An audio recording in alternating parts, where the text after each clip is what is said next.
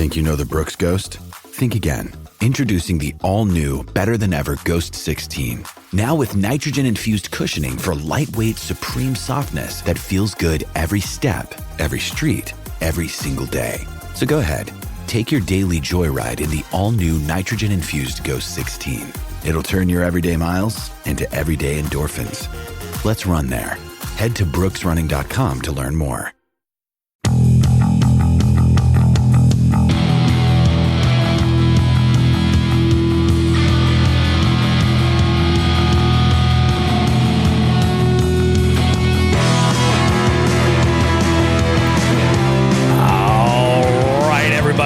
Jigs and Bigs. It's Bobby Roast Beef here. We got another great show lined up for you. We have all kinds of good stuff going on this week, this episode here. First off, both Joe and myself have been on the water, and it's been a good week. So we got lots of fishy stuff to talk about. But we also have information regarding the tournament series as well. The Scavenger Hunt of April is done, but it's been fully judged. We've got winners to announce. We also have some prize winners from our raffle that'll be coming up later in the show. We have Dan Bavery, owner of Magnum Baits. You guys might remember I recently broke my PB largemouth using his BEEF CRAW as a trailer. Well, we got to talk to him and kind of talk about his whole mentality with his company and where he wants to be in the next few years and also like what the big plastic revolution, what that's all about. You'll find out, guys. We have so much good stuff to talk about. You're not going to want to miss it. We got great shit happening. Oh, God. And we got some YouTube stuff to talk about, too. Man, it's been getting real over there. Guys, we will see you in just a couple of minutes. Grab yourself something delicious to enjoy while we go ahead and get this show started right after this.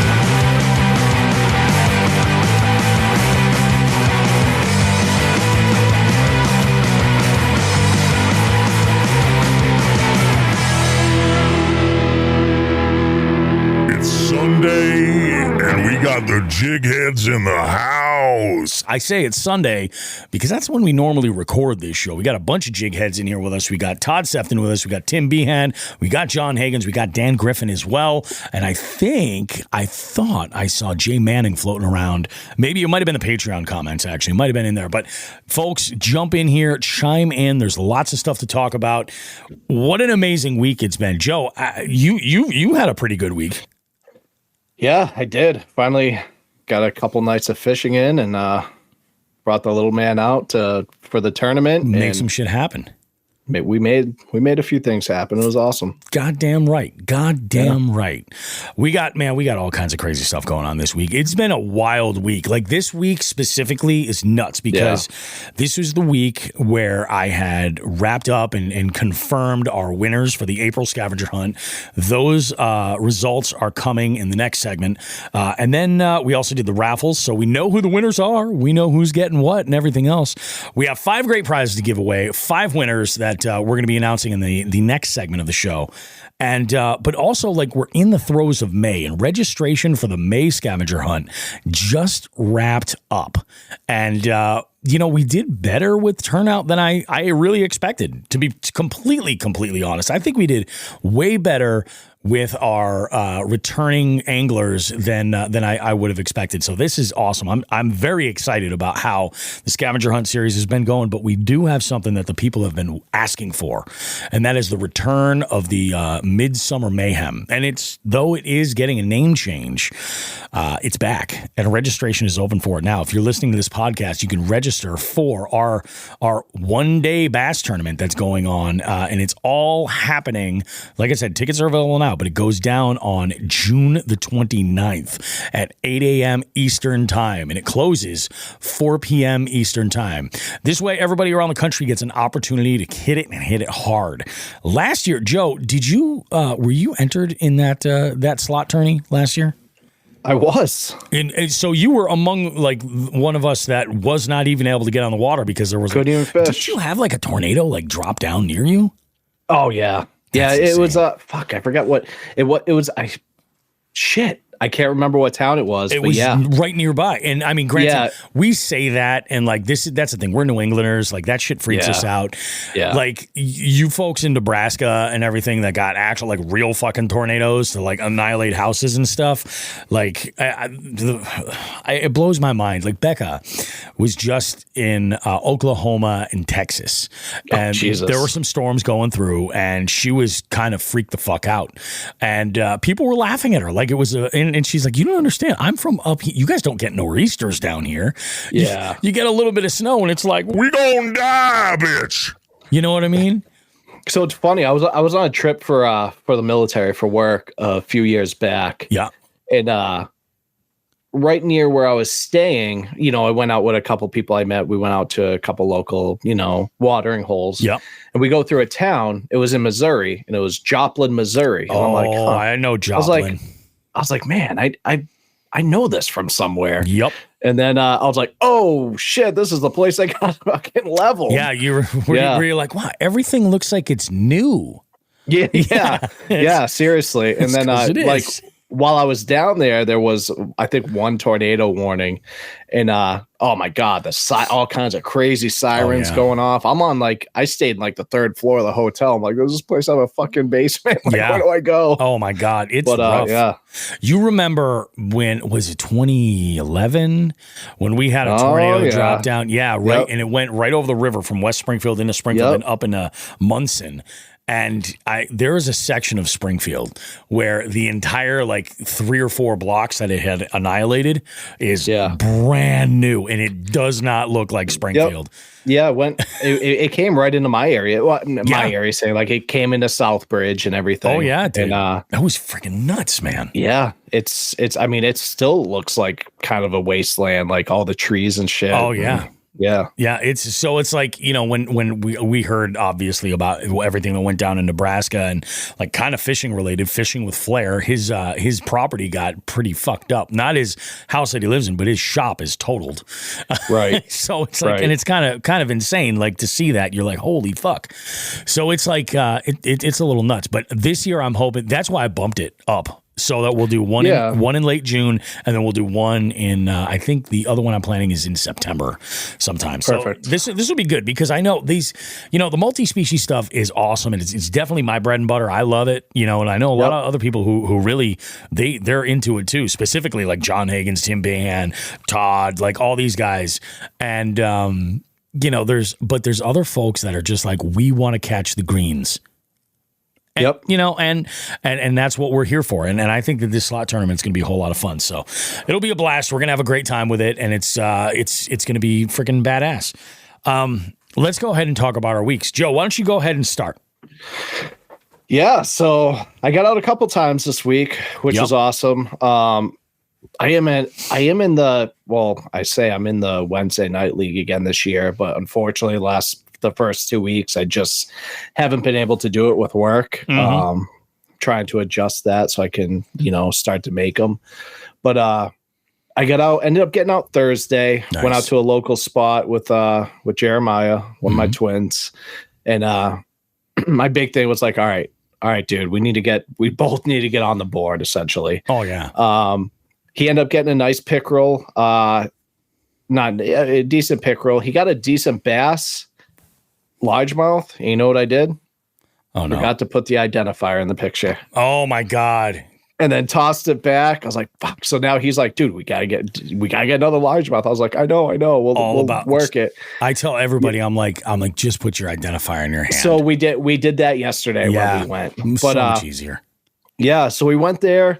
We caught a bunch of fish. We caught mostly smaller fish. We only had maybe an hour and a half, 2 hours to fish, if that. It was a real quick send. And we wanted to try to get onto the trout as well there.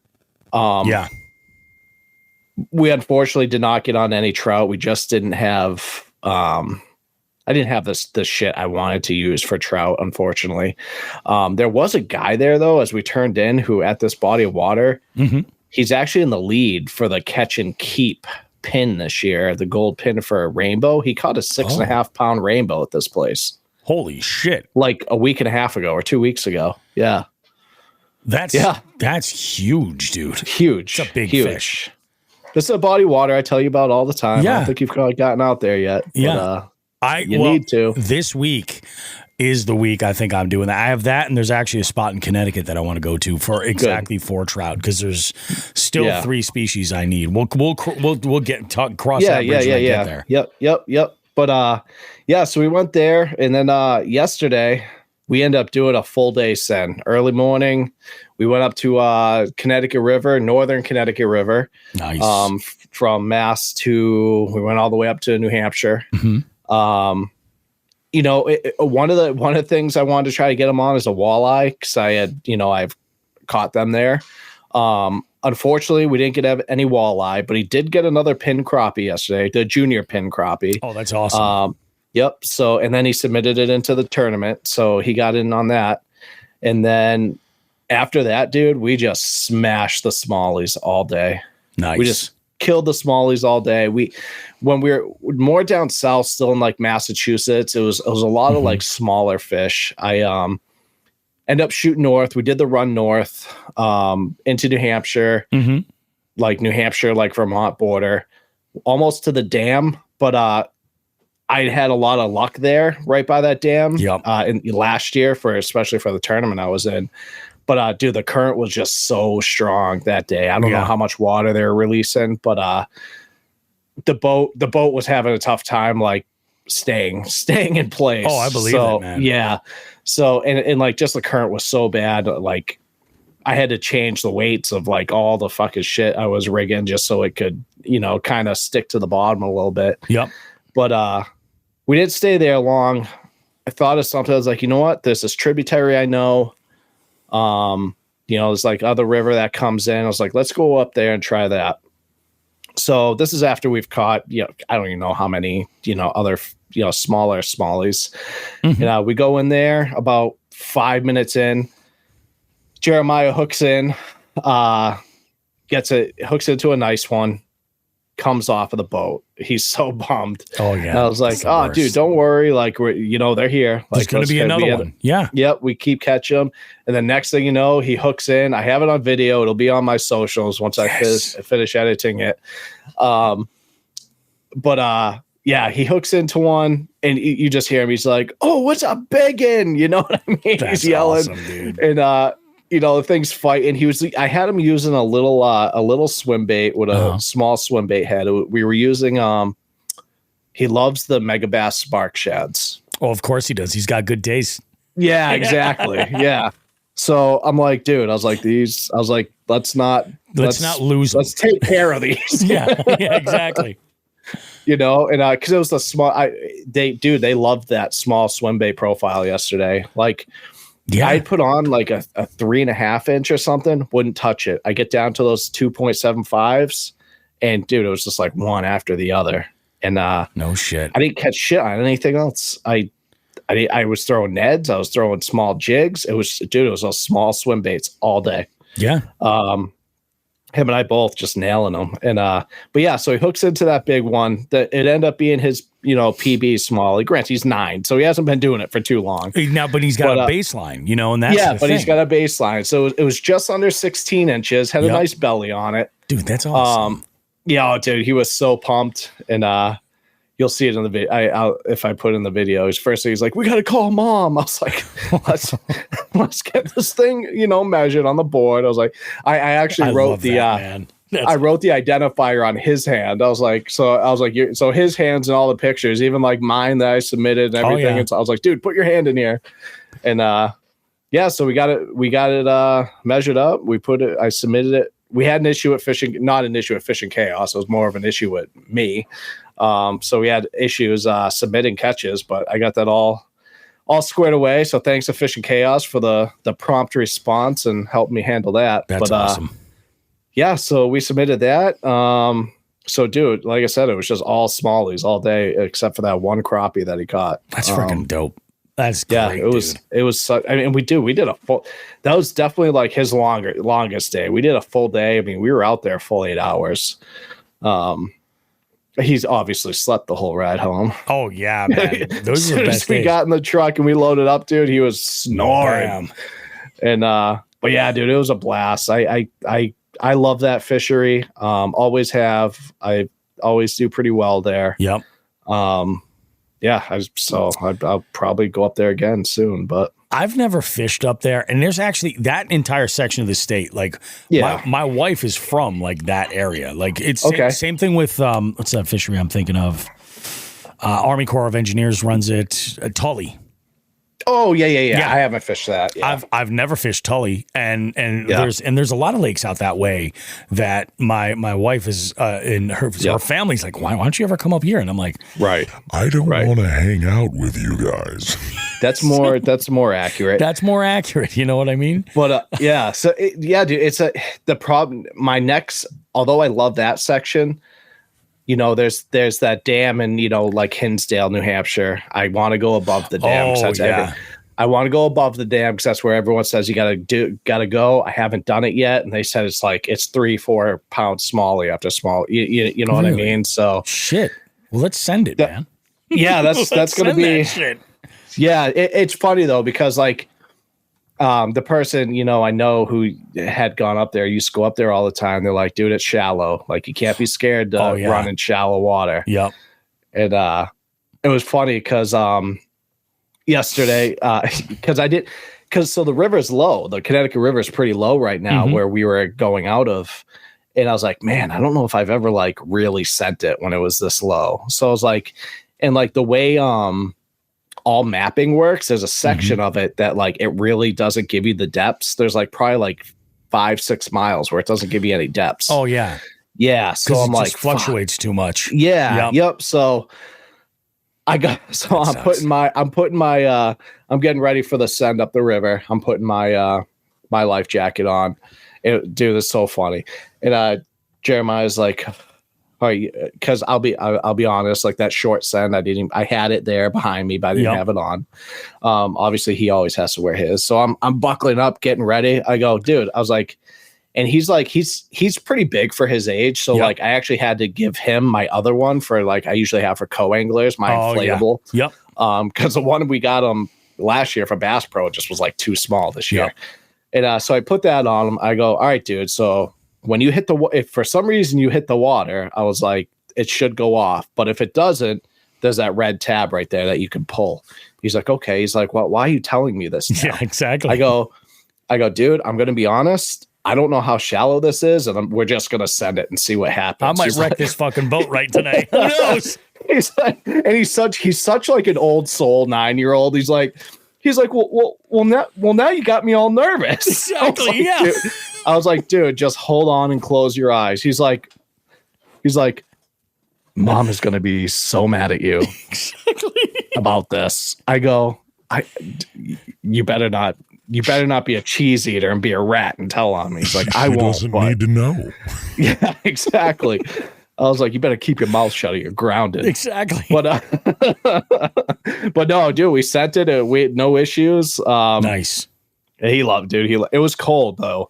It was pretty fucking cold in the morning, and I only brought a hoodie. I made him bundle up, like, and in the process, I forgot my shit, like the gear that I use for that. So I'm just like, dude, in a hoodie, bundled, like shivering as we're doing these runs, you know, and. Yeah, dude, we had a blast. It was such a good day of fishing yesterday. I needed it. Yeah, I needed it. I had the same sort of. Actually, the majority of this week was really great. No skunk. It was just awesome. It was just freaking bananas. Let's catch up with some of these jig heads here before I chime in. Oh, actually, are you good? I'm good, man. All That's right. it. Let's jump in right here. So Binya, Mike Hansen, jumps in and says he caught so many huge rock bass today. And we were texting earlier and he messages me and he goes, hey, dude, go figure. I'm laying in all the multi-species the month I don't enter. And I'm like, isn't that just the fucking way? You know, and it's funny. I had a conversation with Janelle as well, and she had the same situation. She caught like a tank crappie. And I was just like, oh, you want to make sure to enter that ASAP. And then she's like, oh, well, I didn't register, she's like, money's kind of tight. Yeah. And then like within like 12 to 36 hours, she registered and was like pumping fish in. So she's in it. I mean, it's like, it's crazy. He says he's doing mayhem for sure. That's going to be awesome. Todd says that he is rigging up a catfish rod right now. Usually catch him where he goes for the carp. Not so much this month. Dan Griffin says in here, and he don't fish in the rain. And I feel like there's a story. So Dan runs the Wednesday night. That's what it was. Yeah. So, dude, the last like tournament I was in, I was so Dan, the money's not worth me getting that wet. Yes. That amount of money's not worth it. I hear you. Sometimes getting all my shit wet, having to air out the boat. And it was fucking thundering and lightning that day. Yeah. I wasn't going out there. Oh, it was this past Wednesday? Dude, it was Wednesday. Yeah, so you're out in Western Mass. So I'm driving home from work from Westfield to, North Brookfield. And I'm like, I'm not fishing I think it's a first. Maybe I'm just getting old, dude. Maybe I'm just getting old. Dude, first if you're time getting ever. old, I must be getting dead. Yeah, dude. First time ever. I was on the fucking highway and I put my hazards on. That's that like bad. Holy shit, dude! It was that I couldn't see a fucking thing. Although, dude. you know what? Now that you mention it, I wasn't on the highway. I couldn't imagine that shit. I was coming back from picking up my youngest at the bus stop, and then we went to go, and I was like, I'm going to run the car through the car wash, and then grab a tasty beverage, and we'll talk about tasty beverages in a moment because I've stumbled on some shit. But I'm having a conversation with my daughter where we stop off at the gas station. I'm gassing up and I'm about to go over to the car wash and it just starts raining. And I'm like, okay, so maybe I'm not going to wash the car today. Maybe we'll hold off until tomorrow. And then just sheets, thunder and lightning, super close. She's like, holy crap, that's loud. And I'm like, yeah, it's pretty rough. And we're on like Route 5, right on the side of 91. And it was insane, the street flooding, and it was like 3 inches rain in like 45 minutes. Dude, it was gnarly. It was stupid. Yeah, it was crazy, man. Yeah, that's rough, dude. That is rough. John Hagans chimes in. He goes, he hit a roadblock this past week, and you know what? I've noticed that before. He goes, hit a roadblock this last week, started a new job with little time on the water, heading up to Sandusky Bay, Lake Erie next weekend. I'll have a shot of up to 8 to 9 species. Holy fuck. Watch out, guys. If you're in this scavenger hunt, watch out. It is pretty freaking rough. Beautiful. Then he says, hopefully the weather cooperates. Tim Behan, again, we're screwed. Tim Behan found a new multi-species pond yesterday. It's got 6 species caught. First time there. Let's hope and pray that's beginner's luck. Let's just hope that that's the case. What else we have? Mike Hansen says he caught perch, pike, rock bass, and largemouth. Man, that right there is 4 points. My God. Yeah, dude, I'll be honest, I'm really impressed by this multi-species scavenger hunt this month. It's been really good, yeah. Like I said, I had to kind of go in and submit Jeremiah's shit today. Mm-hmm. And I'm just seeing the amount of entries. I'm like, holy fuck. It's wild. I'm absolutely truly impressed. wild. I love this too. And this is the shit I live for. John Higgins goes, Behan is the one we're chasing again. Yes, absolutely. And I'm doing a little bit of chasing on my own. This is a little bit crazy. So I came out of the gate hot. I was feeling great. And I knew that doing 5 species in the first day out was going to mean that eventually I was going to hit this roadblock where it was going to be a little bit more of a struggle to just dial in. It was going to literally just be filtering through fish, catch what I can until I get on that species.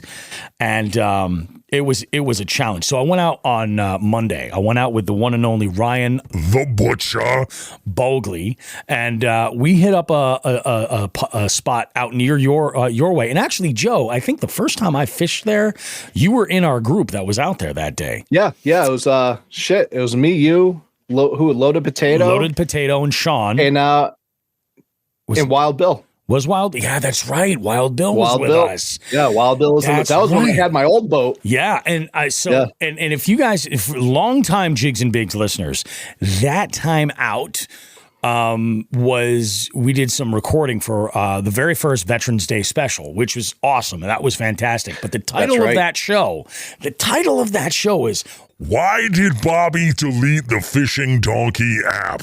Because that, yeah, that was it. I was like, how is it possible that all of these jabronis are catching all of these fish and I am literally throwing the exact same thing they're throwing in these spots? And I got the skunk hard.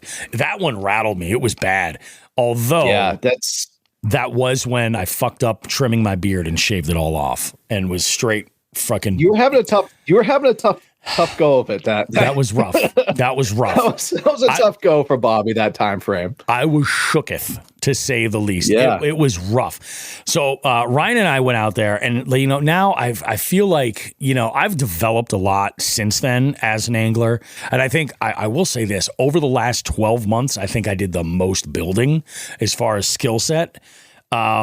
So I went out there with a whole new attitude and a whole new perspective on everything. And we fucking killed it. We did, I don't even know how many fish we caught in total. It was ridiculous. Tons of cookie cutter size largemouth. I think the biggest one came in at 15 inches, something like that. That's normal. Yeah, that's normal for that spot. But it was such a grind trying to find any smallmouth. Ryan got on a really nice brown, which was freaking awesome. And he actually was he could see him because the water there is so clear. He could see him. He spotted him on live scope and looked down and he was like, yeah, dude, there's 4 or 5 right there. And they just were not hooking up with anything that I was throwing at them or anything. So we kept moving. That was the idea. We were just covering water. And I mean, I caught a ton of dink largemouth. I caught the number of huge panfish I caught that day. Yeah. Bluegill just absolutely, and not so much in length. There was there's a floating dock there, and I recorded video for this, and I got to tell you, I'm still working out some situations with the GoPro, but I'll tell you, this video was a lot of fun because there was a moment where I had taken a cast over by this one floating dock, and there's this rope that's going down into the water, just some sort of an anchor holding it in place, and I get bit and I set the hook and this fish comes up and I know that rope is there and I'm like, you son of a bitch, you stay away from this thing. And of course he gets hung up on it. So Ryan's trying to be the good host, a steward of central Massachusetts is what he's being at this point. He takes flight literally and flies over the edge of the boat to land on this dock, leaving me, a degenerate bastard, in charge of this boat at this point. The corner edge, now in person, it looked like this floating dock was going to just flip right over. I thought it was game over. I thought he was going in. It's all on video, everybody. On video, it doesn't look that bad, but he goes... I don't know, dude. I was like, oh God, when I watched it. It's sketchy. If you weren't there, it definitely is sketchy. Well, it was enough to jostle the rope and this fish came off. We thought it was a smallie. That's why we were so hyped up because I needed a small. And actually, I didn't even have a largemouth when we went out that day. So the first one I caught, it was a 13.5 inch. I was like, done. There's a point. Cool. Sure. I was satisfied with the scent, but I thought I had a smallie on. It was the thickest bluegill I've ever seen in my life. I get this fish out and I'm like, this might be a pinfish. I have to measure this. Wrong. It was 8.5 inches all day. And it was just heavy as hell. It was just, I don't know if it ate like a freaking Subway footlong before it just was heavy. And I'm like, what is it for a pin for bluegills? A 9? I think it's 10. I gotta look it up. But that's a pin I'd love to throw into my collection at some point. Yeah. Absolutely. Yep. Why the hell not? So that was amazing. We fished basically the majority of the perimeter of that body of water. We found a lot of fish that were up on beds. We found a lot of the largemouth. We were specifically sight fishing them. We're just oh, there's a bed. Boom. There we go. He did lay into one smallie along the last stretch, but I had to get back into Western Mass, pretty early actually. So I missed that opportunity to get on a smallie there. Again, no big deal because this entire week I've been chasing the bronze. I went out on Tuesday. I posted that video on Monday. When was it, Monday night or was it maybe Tuesday morning? I think it was Monday night I posted it. And people have been the comments have been really great and there's been a lot of views. But I'll tell you one thing about our YouTube channel, about the Jigs and Bigs YouTube channel, that is kind of surprising me. Joe, did you see the short that I posted? I also posted this as a reel on Instagram. The one about the wife. Saying, I let him tie me up and he can do whatever he wants. So I remixed this sucker with some footage of me catching that 22 inch largemouth the other day with that jig, with the beef craw on there. And dude, that sucker's almost at 11,000 fucking views right now. Good for you, man. It's fucking crazy, man. And I gotta thank Mike Hansen Binya for the tip on taking advantage and posting as much on YouTube as far as shorts go to get some folks, because our subscriber count has been increasing a little bit at a time, but slow and steady will fucking get it done. So we're stoked on that. And then I didn't get out Wednesday, Thursday, or Friday. Wednesday, obviously, rain and storms and everything. And the weather actually made it kind of look like it was going to be rain the entire weekend. And it was kind of a crapshoot on Saturday, whether or not it was going to be fishable this weekend, So I was like, we'll just take it as it comes. It's all I can do. Saturday I was willing to just send it just because I needed to get another trip in. And I was talking with Sean, and he was like, well, dude, he's like, if you want, he's like, let's go and hit up some smallie and trout spots up in the Cape. We'll just head on over. We'll go for it with a full day. And I was like, yeah, let me see if I can make that happen. So I talked with Holly, and she was like, go for it. Have fun. I was like, beautiful. That's awesome. So I met Sean up at we need a nickname for this spot. We have a nickname for this one rest stop that we use as a meeting place. Not for anything like that. But we have this one nickname for this rest stop where if we're heading up the shears that we'll use, we need a code name for this other one where we're going east. And we hit the road nice and early. We got to the first pond. We did a little recon Thursday into Friday to come up with like a list of spots that we wanted to hit. And we sent it. And I got into, in total, 9 fish, 4 rainbow trout, 1 at the first pond, 3 more at the second pond. I caught a yellow perch that was a carbon copy of the 8.5 inch yellow perch I entered on May 1st rather. And then I hooked into 2 smallies. One of them I knew PB smallie. Which is a 17 inch, but it's a baseline. My previous one I thought was actually much larger. It was only like 2.3 pounds. Like, it wasn't a huge smallie. So I'm like, all right, okay, so this is good. We'll go with the length measurement, keep everything uniform across the board. So that's cool. And then we had an amazing meal and then hit the road to the third spot where I got into 2 largemouth. Biggest one was 16 inches, both of them off a jig with the beef craw. Water conditions made me think it was going to be a perfect sort of situation to throw that medium rare, and it was awesome. I was freezing. Like you said, it was cold. Like so I went out that day and I was like, so when I go out in the kayak, right, I generally, unless it's like really fucking cold, like if it's like March or early April, I'll wear like sweats and then I'll put on like my hip waders, because those are insulated. And then I'll be, I'll have that, and I'll wear like an insulated, what do you call it? Like a base layer top, and then one of those Reaper hoodie. And that'll generally keep me all right. If it's really, really cold, I'll put the shell on, the Reaper jacket on to kind of block some of that wind. This time of year, I'm not thinking like that. So I'll wear like a pair of shorts, and I'll throw a base layer on if it's going to be chilly, but I can always take that off with I have one of the Hookset Hoodlums performance t-shirts, which I think is the optimal year-round baseline. If you're going to put, like, if you're layering it all, it is number one. That is a great, great choice to go with. So I'm like, I can switch this up if I need to. It was all about layers, but I was totally unlayered up from the waist down. You know what I mean? I was wearing shorts and my water shoes, and I'm like, the wind was going. Once that sun started to get kind of low, about 6 o'clock, and it started kind of heading back, and it was cloudy and the wind was picking up, I was like, man, this is going to suck. And it just started to get so cold. I had the Reaper face mask all the way up, the hood on, like the whole 9. I was like, yeah, this is brutal. So we called it about an hour early. I think we were off the water by like 7 o'clock, something like that. And then headed home. And it was nice because we got home before like midnight, which was kind of good. Man, it's just such an awesome day. Lit them up. It was an absolute blast. The video is unbelievable. And there's one thing that there's actually two things in there I want to mention in that video. Number one, we had to make a stop at a local retailer, not a tackle retailer, like sort of a discount store. And Sean was like, hey, I want to pick up these items. Like, let's pop in there and check this out. I was like, all right, cool. Well, we did the most like aging Gen X thing ever. We waited in front of this store for it to open because we were like 5 minutes early. And then number two, we both were like, holy shit, I got to pee.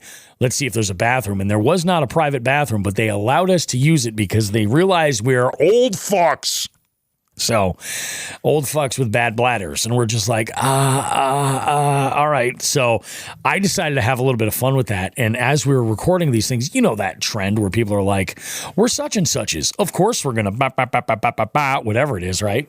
Yeah. So I did the first line, and then Sean did the second line, but Sean messed it up, and he called us aging boomers. And without missing a beat, the third one, I was like, he was supposed to say aging Gen Xers. And he's like in the background like, fuck. I'm like, it's perfect. It couldn't be any better. It is perfect. And I have another Sean the Fishermanism for you. Like you do, we have a lot of conversations about pooping. We do. I mean, this is going to happen as you get older. And also as you get more comfortable, like with your friends and your fishing buddies, you're going to talk about shitting in the woods a lot.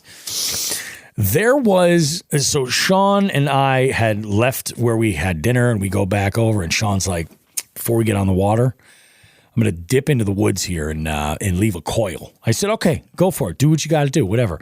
And there was like a small family walking their dog down this road going by. And like Sean was up, I was just watching the boats. I was actually sitting in my kayak watching the boats, making sure no fuckery was going on. And Sean comes over, he gets in his boat, and he's paddling back over. He goes, dude, that dog went right in where I went. He's probably eating what I left there. And I was like, no, that's terrible. So then Sean said the funniest shit. He goes, that story is going to live on forever. But he goes, when I tell it, he goes, I got to tell it like Will Ferrell plays Harry Carey on Saturday Night Live. And for anybody who doesn't know what it is that I'm talking about when I say that, this is the impression. You could have a hot dog anytime you wanted. Well, Harry, you could do that pretty much now. They'd be so abundant they'd become our currency. 20 hot dogs would equal roughly a nickel. Like that. Fast forward a little ways, and we're on the way back to back west, and we stopped for gas, and we stopped to get a couple of items, one of which being a hot cup of coffee so I can warm up a little bit, and a couple of soft drinks, and we'll get to this in a second. And these didn't make the video, but so we're getting gas, and I'm at one pump because I've got the trailer. Sean's at another pump to the side of me, and in between us there's this other guy filling up his truck, and Sean is there doing his Harry Carey impression. He's like, and I just shit everywhere, and God damn it. And the guy is losing his shit. He was so entertained. It was just freaking hilarious. We hit the road. It was an awesome set. I actually started editing, and I was so excited about this video footage because I had done something this week with my GoPro that I had never done before. So when on my kayak, the way I manage like where my net goes, I have a spot on the top of my pedal drive where I can put one of those roto grips. It looks like it's a wide shaped piece of metal with two rollers on the side, and you can put a paddle or a net handle in there. I found a piece of aluminum, a tube, and I put GoPro mounts on a pole mount on that. So now I have this auxiliary, like basically a pole that I can put onto that mount and keep in my face. Now, Joe, you saw the video. Is that too much Bobby roast beef crotch for YouTube? My wife says it is. She says a lot. It is a lot. It's a lot. It is a lot. But you only have so many choices for angles. You know what I mean? I'm like, do I want to try to elevate this and maybe make it like get my hands on an L bracket so it's lifted up maybe a little bit higher? You know what? You're an aging Gen Zer. Fuck it. Gen Xer. Gen Xer. Sorry. Get it on both ends. I love it. I know. So it is unbelievable.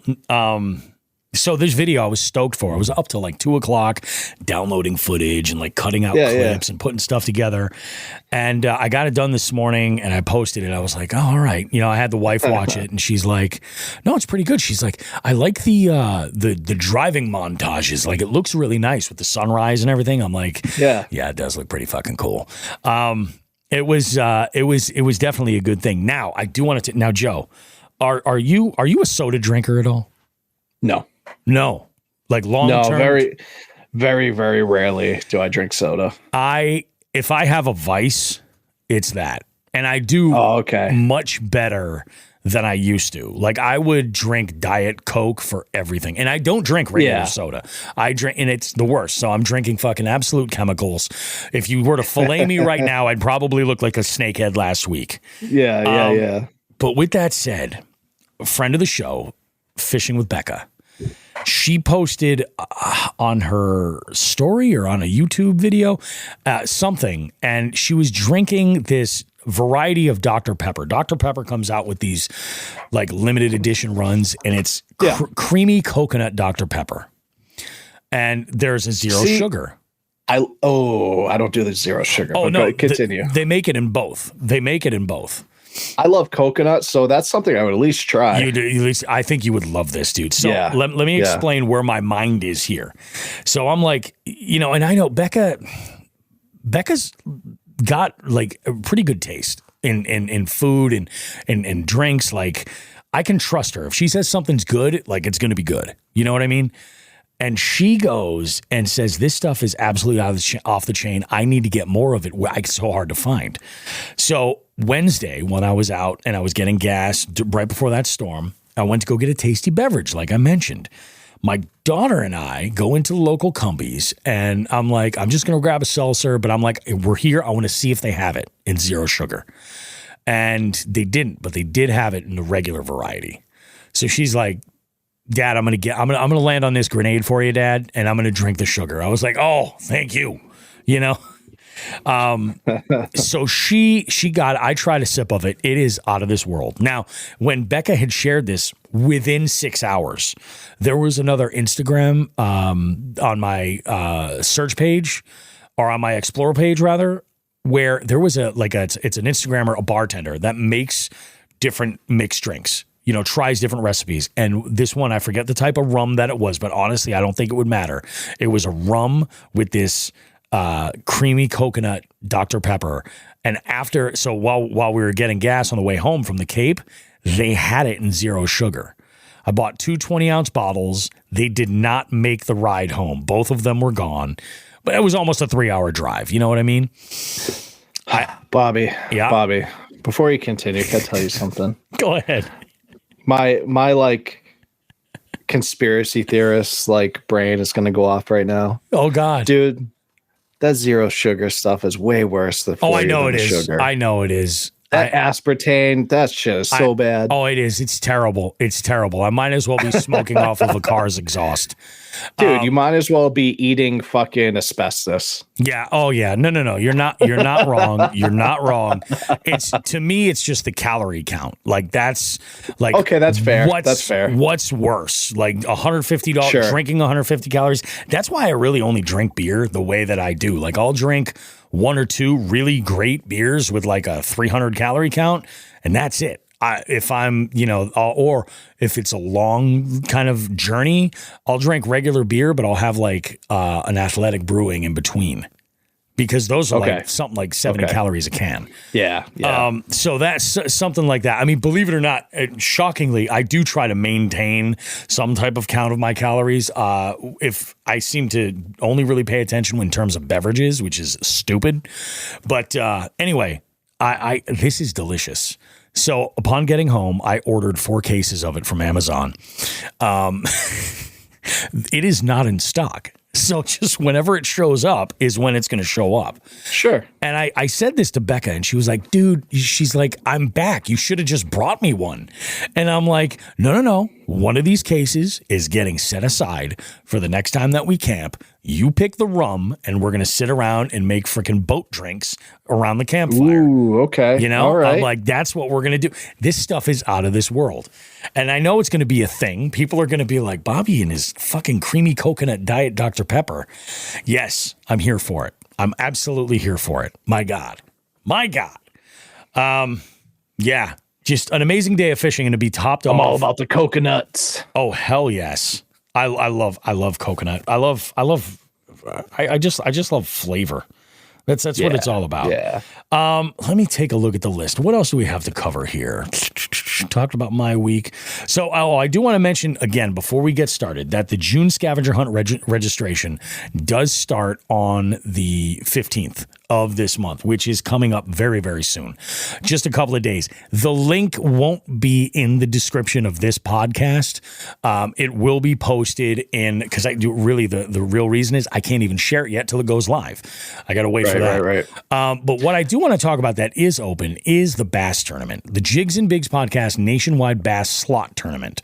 So this is like a catch 'em all style tournament, for lack of a better term, where basically you can catch and submit as many 12 to 17 inch bass as you can within the allotted 8 hours.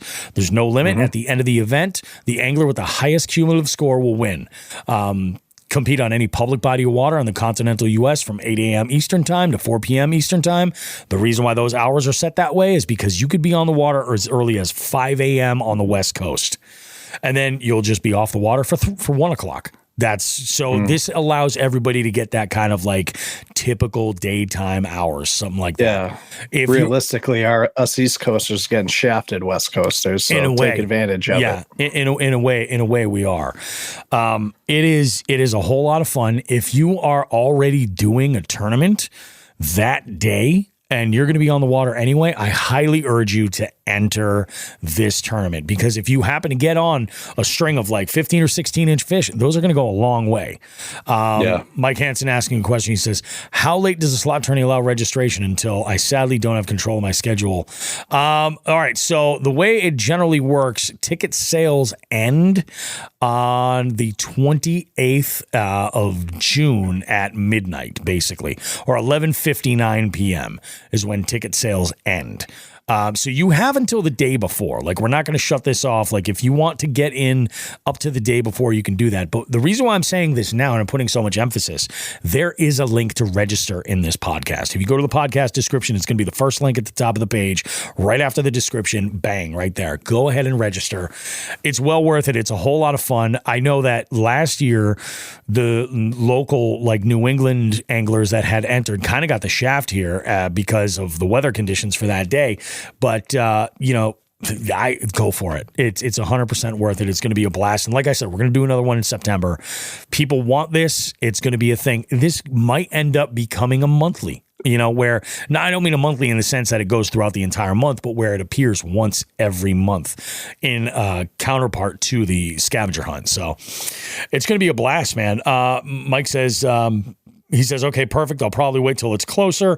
I had a blast doing it last year. I remember he was one of the few that was on the water. And yeah, he was close. Oh man, this is nuts. Good stuff. Good stuff happening all around. So let's dot the I's, cross the T's, make sure everything's good. We talked about the June bass tourney. We got all that stuff. Joe, are you ready for some headlines, some headline news? I'm going to give the headline news in my best Ron Burgundy voice. I love it. No, just kidding. Just kidding.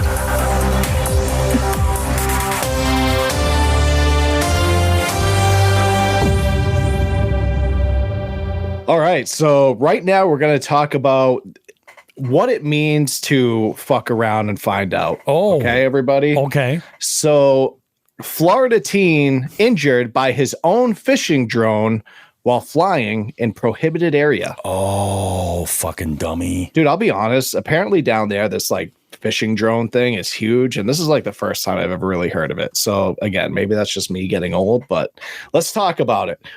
So this 14-year-old angler was hospitalized in Florida over the weekend, has only himself to blame.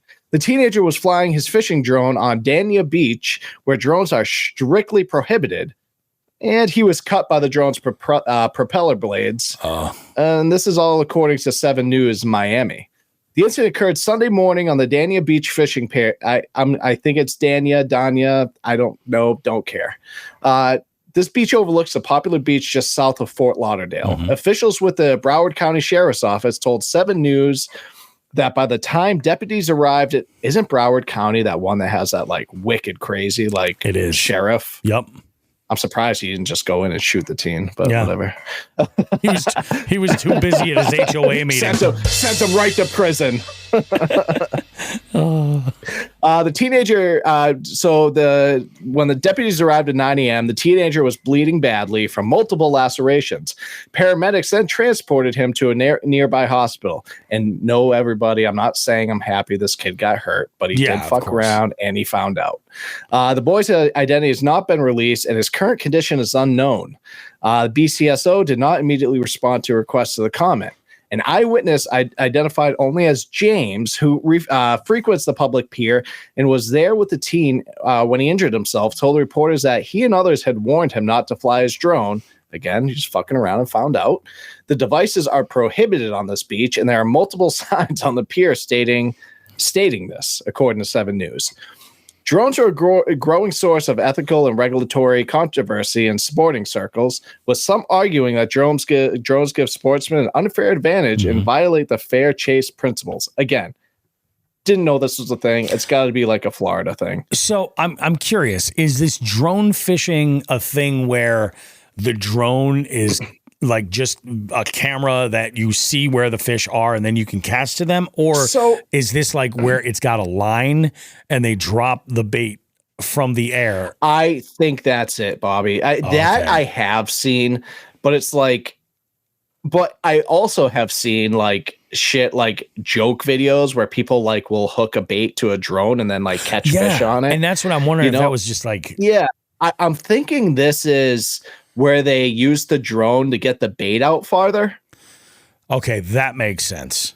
But again, it doesn't really clarify that, so I'm not 100% sure. Yeah. But James told us that it is illegal to do a lot of things here, but he snuck the drone under his cooler. We told him not to fly it. He said, it's fine, so we just let him do what he wanted to do. James said the teen was retrieving his drone when his wrist and finger were torn up by the drone's propeller. He described a lot of blood was gushing and said, and that's when others had tried to come in and help. A few people stopped, took his shirt off, tied it up, and then after that, called 911. He also clarified that the teenager was from out of town. The boy's parents were contacted after he was taken to hospital, according to NBC6 News, and they cooperated with deputies. Then it just kind of goes on about, hey, don't use drones if it says not to. Yeah. But yeah, man, he learned. He fucked around and found out. My 15-year-old, I should say, has done stuff where he fucked around and found out. And crazy part is he'll probably go do it again next week. Probably. I mean, it's weird because like I understand if the drone is bringing the bait further out, isn't that the same as like having a surf caster and having somebody with a kayak take that bait and paddle all the way out beyond a certain point? Yeah, I don't see that as being unethical. Yeah. I think it's just the fact that it's a no drone zone. Yeah, exactly. I think that's just the big thing. And that's the thing. I'll bet you it's got more to do with privacy than it does with fishing. Yeah. Yep. Yep. 100%. And it could be like a highly populated area or whatever. Yep. But dude, like totally like not off topic, but have you seen, I see it a lot over in Asia, like on TikTok and shit. Have you seen these guys that have like figured out how to absolutely launch their baits by like, they have these huge rods and they'll be like swinging them in circles. I have seen those, yeah. And then they just fucking, I don't know, that's kind of impressive. That seems like an art form to me. It really kind of does. It takes casting to a whole new level. Yeah. It's all about that momentum and they just let go at the right time and it's crazy. Yeah. Yeah. So that's the story coming out of there, everybody. Bobby, what's the biggest takeaway you get from this story? I want to see The biggest takeaway. what you think. The biggest takeaway. I would say that there's value in learning on the job, so to speak.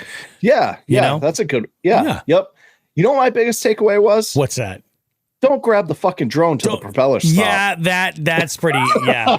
Well, you know what they say? Common sense. It ain't so common. No, it just, dude. I have a 15-year-old. I fucking know, dude. You have tough. kids. Oh, both of mine. My God. You know.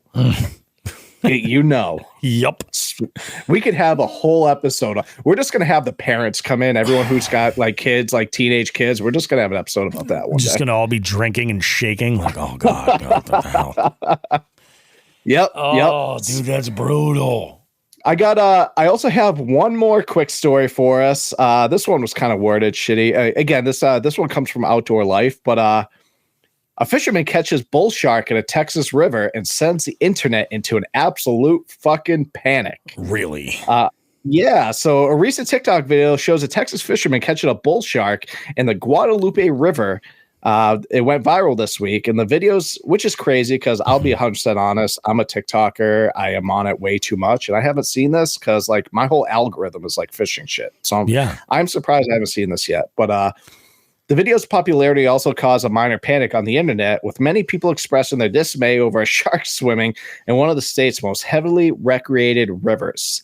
It even inspired a Facebook post by the city of New Braunfels, and a few local news outlets hopped on board the anxiety train, asking if the video was fake or if it was possible for a shark to live in the rivers, blah, blah, blah, blah. Yeah. Anyone in the fishing world knows that bull sharks can go in freshwater. Yep. It's absolutely terrifying. They found them literally hundreds of miles up the Mississippi River. Mm-hmm. But it was kind of cool. I'm not going to go into all this because it's basically just a lot of speculation because the guy was really quiet. And it is just in case you want to see this video, it is on TikTok at Jonathan AGUAYO5. On his TikTok, if you want to check it out. The video is there. It's definitely real. The big thing is they understood, you have your the FBI, the Facebook Bureau of Investigations went in there, and all the Facebook detectives. They went in and checked it, and apparently this guy lives actually pretty close to the coast. So they don't think it was very far up the river because he did not say how far up the river he was. But cool thing is he did release it because it did not meet the minimum measurement keep for harvest. Yeah.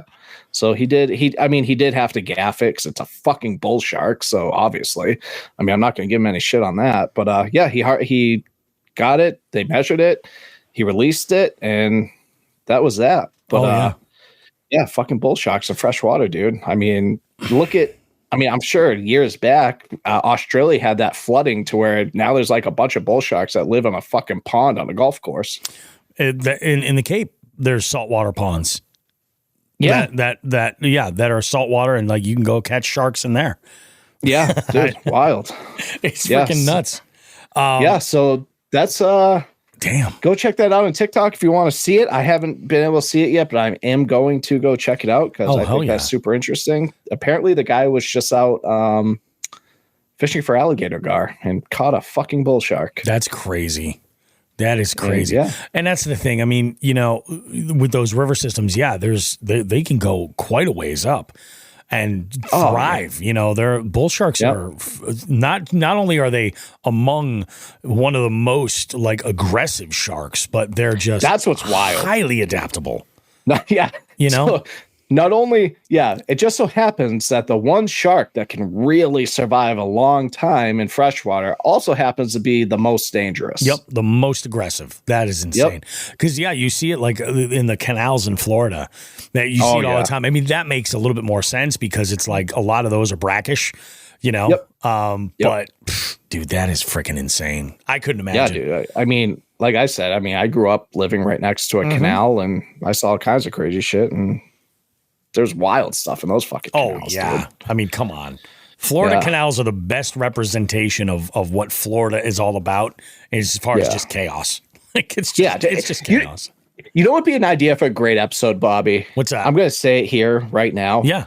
Again, I'm going to talk fucking, I don't know if it's TikTok or Instagram. I always see this guy, but the fucking amount of invasive species down in southern Florida, not just fish, but everything is absolutely insane. Like we could have, we literally should just have a full like segment of an episode of just like the shit that they're finding in Florida that's not supposed to be there. It's fucking wild. Endangered species. Dude, snakes, fish, lizards, everything, dude, that are just not supposed to be there. And they're just in retired Sasquatch in Florida. Like, I mean, fucking Sasquatch, skunk ape, dude. He's actually the OG.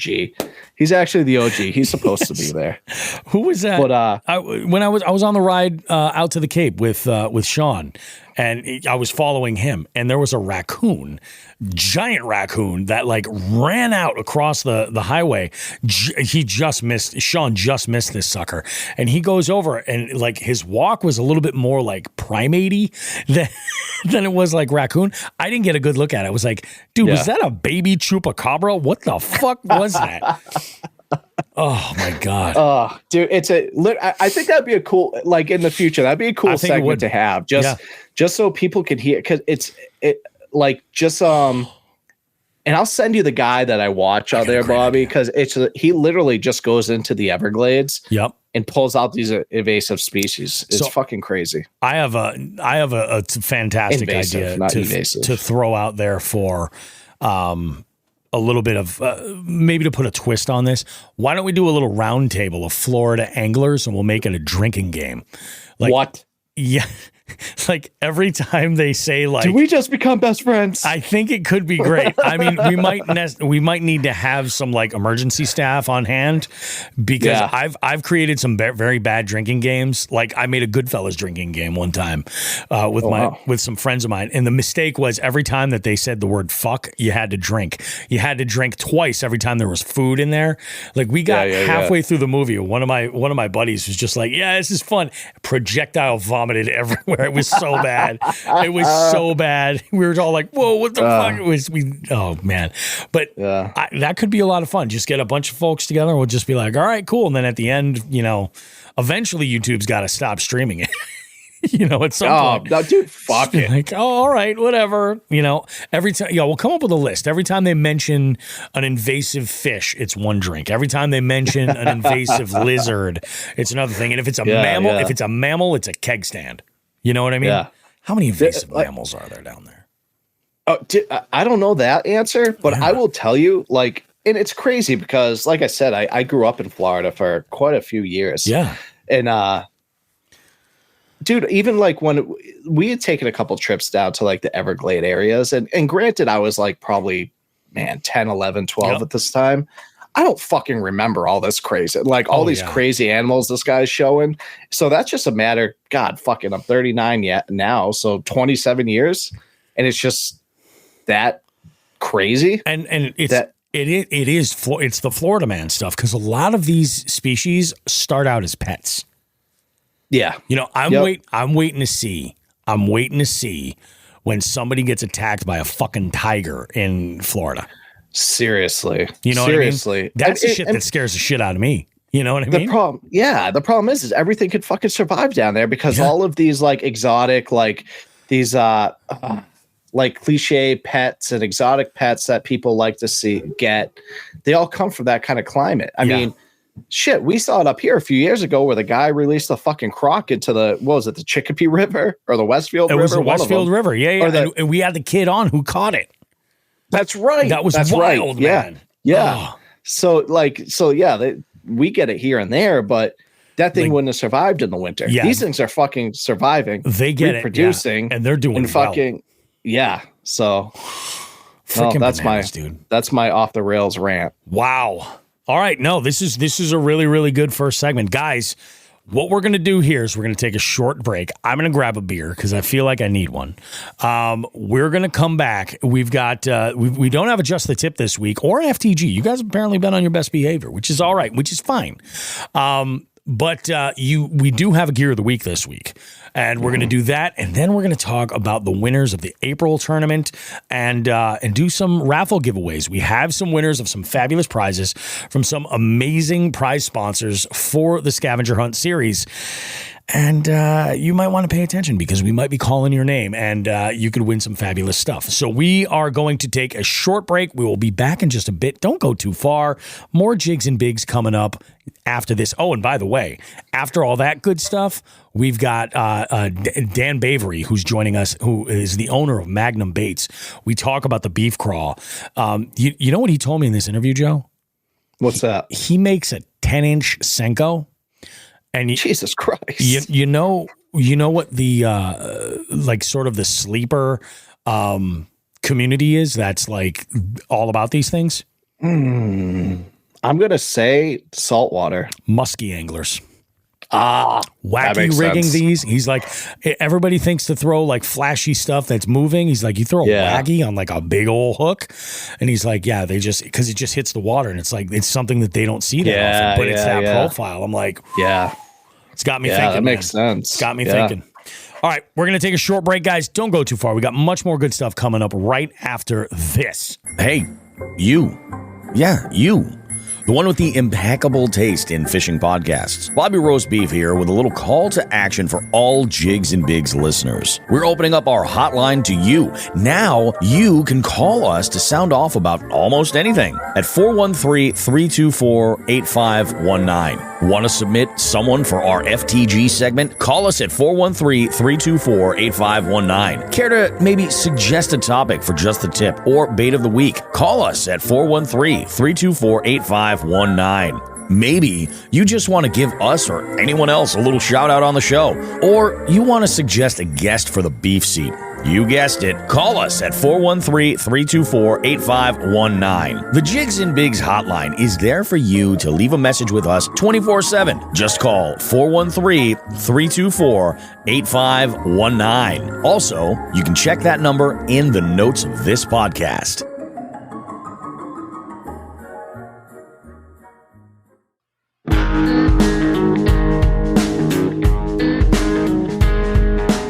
Jigs and Bigs wants to take a moment to say thank you to our partners for helping us continue to push the limits of our fishing adventures and bring you amazing long-form podcast content. We need to thank Dark Horse Tackle, Omnia Fishing, Abay Lure, The Bay House, and The Ship Motel.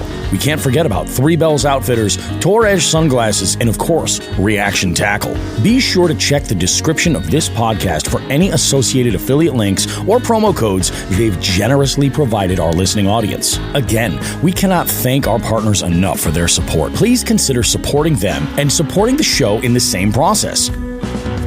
Thanks.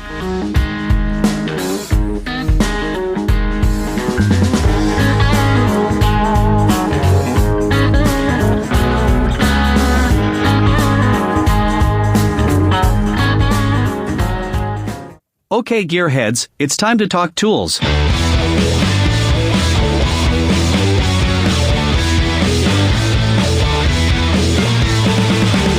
Jigs and Bigs Gear of the Week. It is that time, folks. We got our second segment here. We're here to talk gear, talk about goods, and Joe has some good stuff for us. The sauce, if you will. What do you got for us, Joe? So, Bobby, I feel like we've been teasing this for weeks and weeks. Yeah, and it's been at least 3 weeks. So, for those of you who don't know, I do have, affiliation with this company, but for a reason, because I use their baits. I love their baits. We have been teasing the Fish or Die Bait Company's new Ned bait that they're coming out with. That bait has finally dropped. It dropped as of May 9th. It is the Sharpshooter. It is 2.8 inches. And you know why I love this bait? It's because it has a lot of the American-based companies haven't done yet is it has inspiration from those JDM baits. Yes. Which I absolutely love. So like before I show this to you guys, for the people here, this bait is completely hand designed by Taylor from Fish or Die. He literally draws on a fucking piece of paper and then works with people to, draft it up on like a CAD design in order for them to create the mold. So here it is. This is the sharpshooter. Yeah. 2.8 inch Ned bait from Fish or Die Bait Company. Beautiful. So for those of you that can't see this right now. So it has 4 appendages at the bottom of the bait coming out of it, so it has a little bit more, movement. It has essentially a V tail at the top. Like I said, 2.8 inches. This thing, you're going to ask like, oh, does it work? Let me tell you. First cast I had with this thing before it released, Taylor had sent me a couple different colors to start to basically as a prototype to start, testing. Dude, my first cast with this thing, I catch a fucking pretty decent sized pike. Yeah. First cast. Yep. We talked about it a little bit, I think, last week. Yep. But, first thing I did was text Taylor and be like, dude, you're not going to fucking believe this. But yeah, so it has these appendages on there. For those of you who see this, again, it has that V-tail. I mean, a ton of different colors. I believe they have a couple of their own scents. They call them stenches of the trenches. This one has the Agent Orange one. So they are very lightly oiled, very, very lightly, which I like. I hate when my hand gets all fucking greasy, but they do have a small scent to them. But you guys need to check these things out. They are absolutely phenomenal.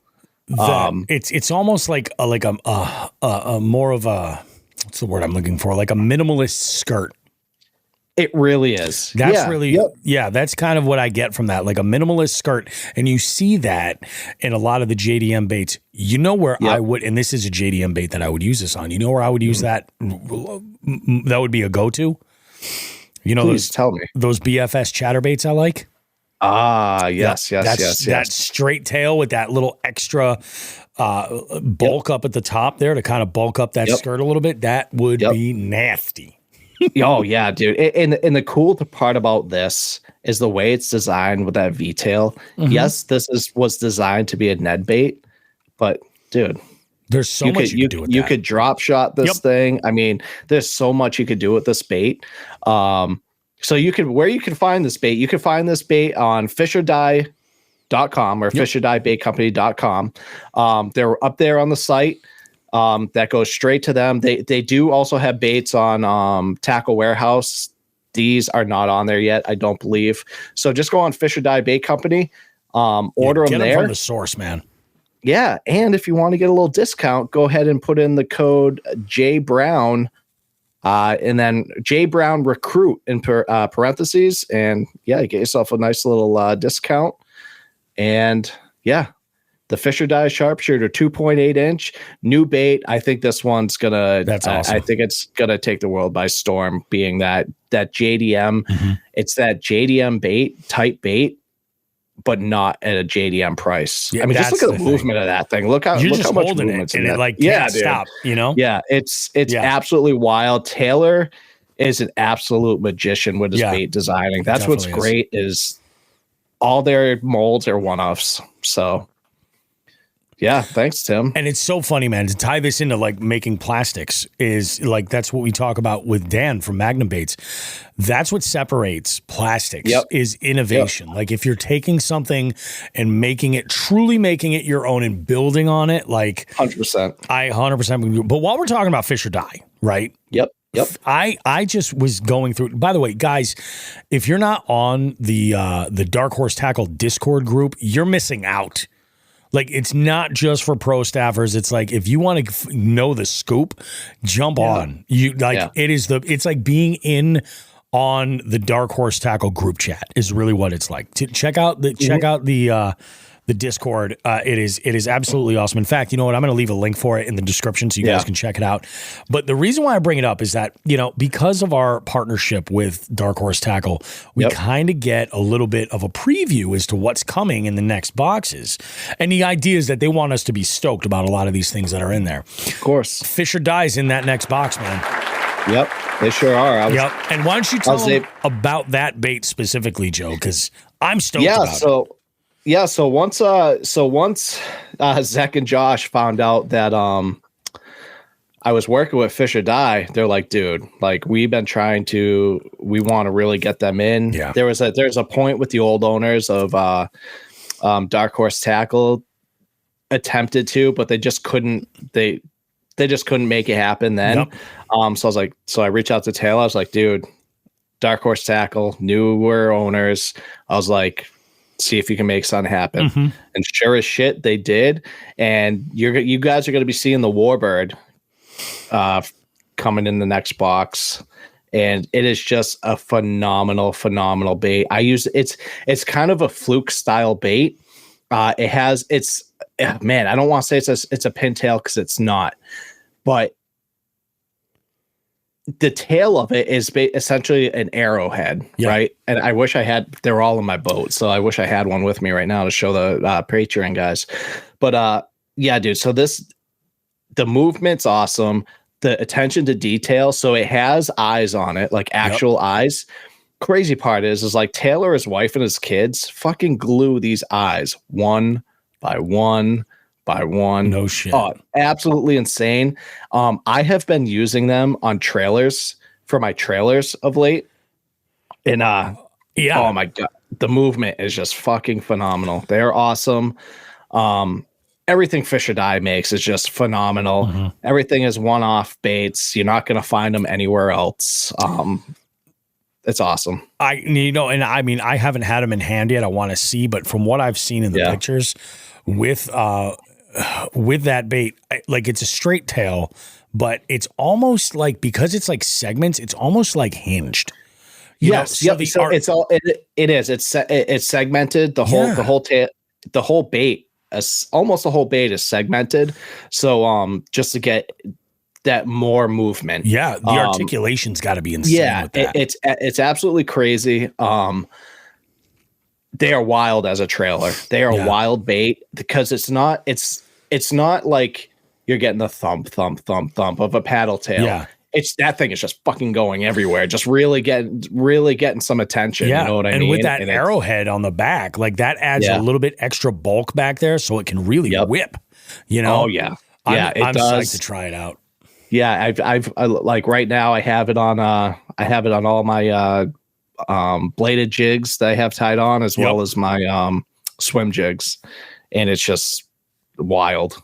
I've caught quite a few fish on that swim jig so far. I haven't thrown a bladed jig much yet this year, but that bladed jig, that swim jig, they just love that fucking bait, dude.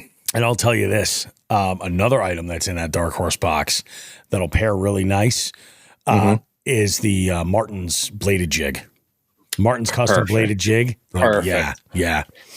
I'm telling you, I'm like, and this has been the year of the bladed jig for me. Like, I'm really, really starting to come into. I know my you've own. Been killing it. Yeah, I really have. Like, I'm trying to lean on it more as like a primary go-to search bait when there's conditions that call for it. Like, if it's dead calm bluebird skies, I'm not going to be like, oh, let's throw a half-ounce bladed jig around and see what we can do. Sure.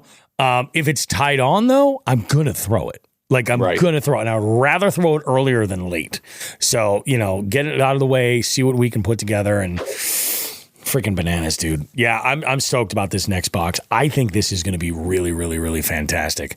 Yeah, this is going to be a wild box for sure. It's going to be not that all of the boxes that come out of Dark Horse Tackle are phenomenal.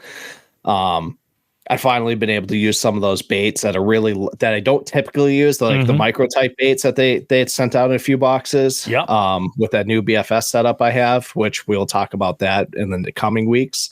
But yeah, I love those boxes, dude. Yeah, they're freaking absolutely badass. Just absolutely amazing. Oh, that's awesome, dude. I'm stoked, man. I love I love that Fish or Die is in that circle of plastic makers that are really, really innovating. And I think that like, I hate to just say a Ned bait, like, but I feel like introducing that element of JDM, like you said, I think is going to pay off huge. And it's absolutely nuts. It's just such a like I have had the opportunity to see this bait go from a drawing to what it is now. That's awesome. And Oh man, just to see the different stages of this bait has been absolutely phenomenal, and just to see it come into fruition and the birth of this bait has been a really, really cool experience with Taylor.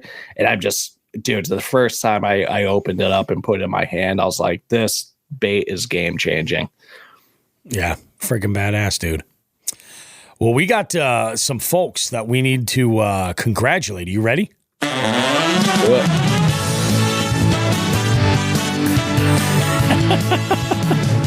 The real game show Bobby Roast Beef comes out at this point. So this week we had kind of a big week go on around here as far as finalizing the April scavenger hunt results. And first and foremost, I just want to say to all of you guys that entered, absolutely amazing.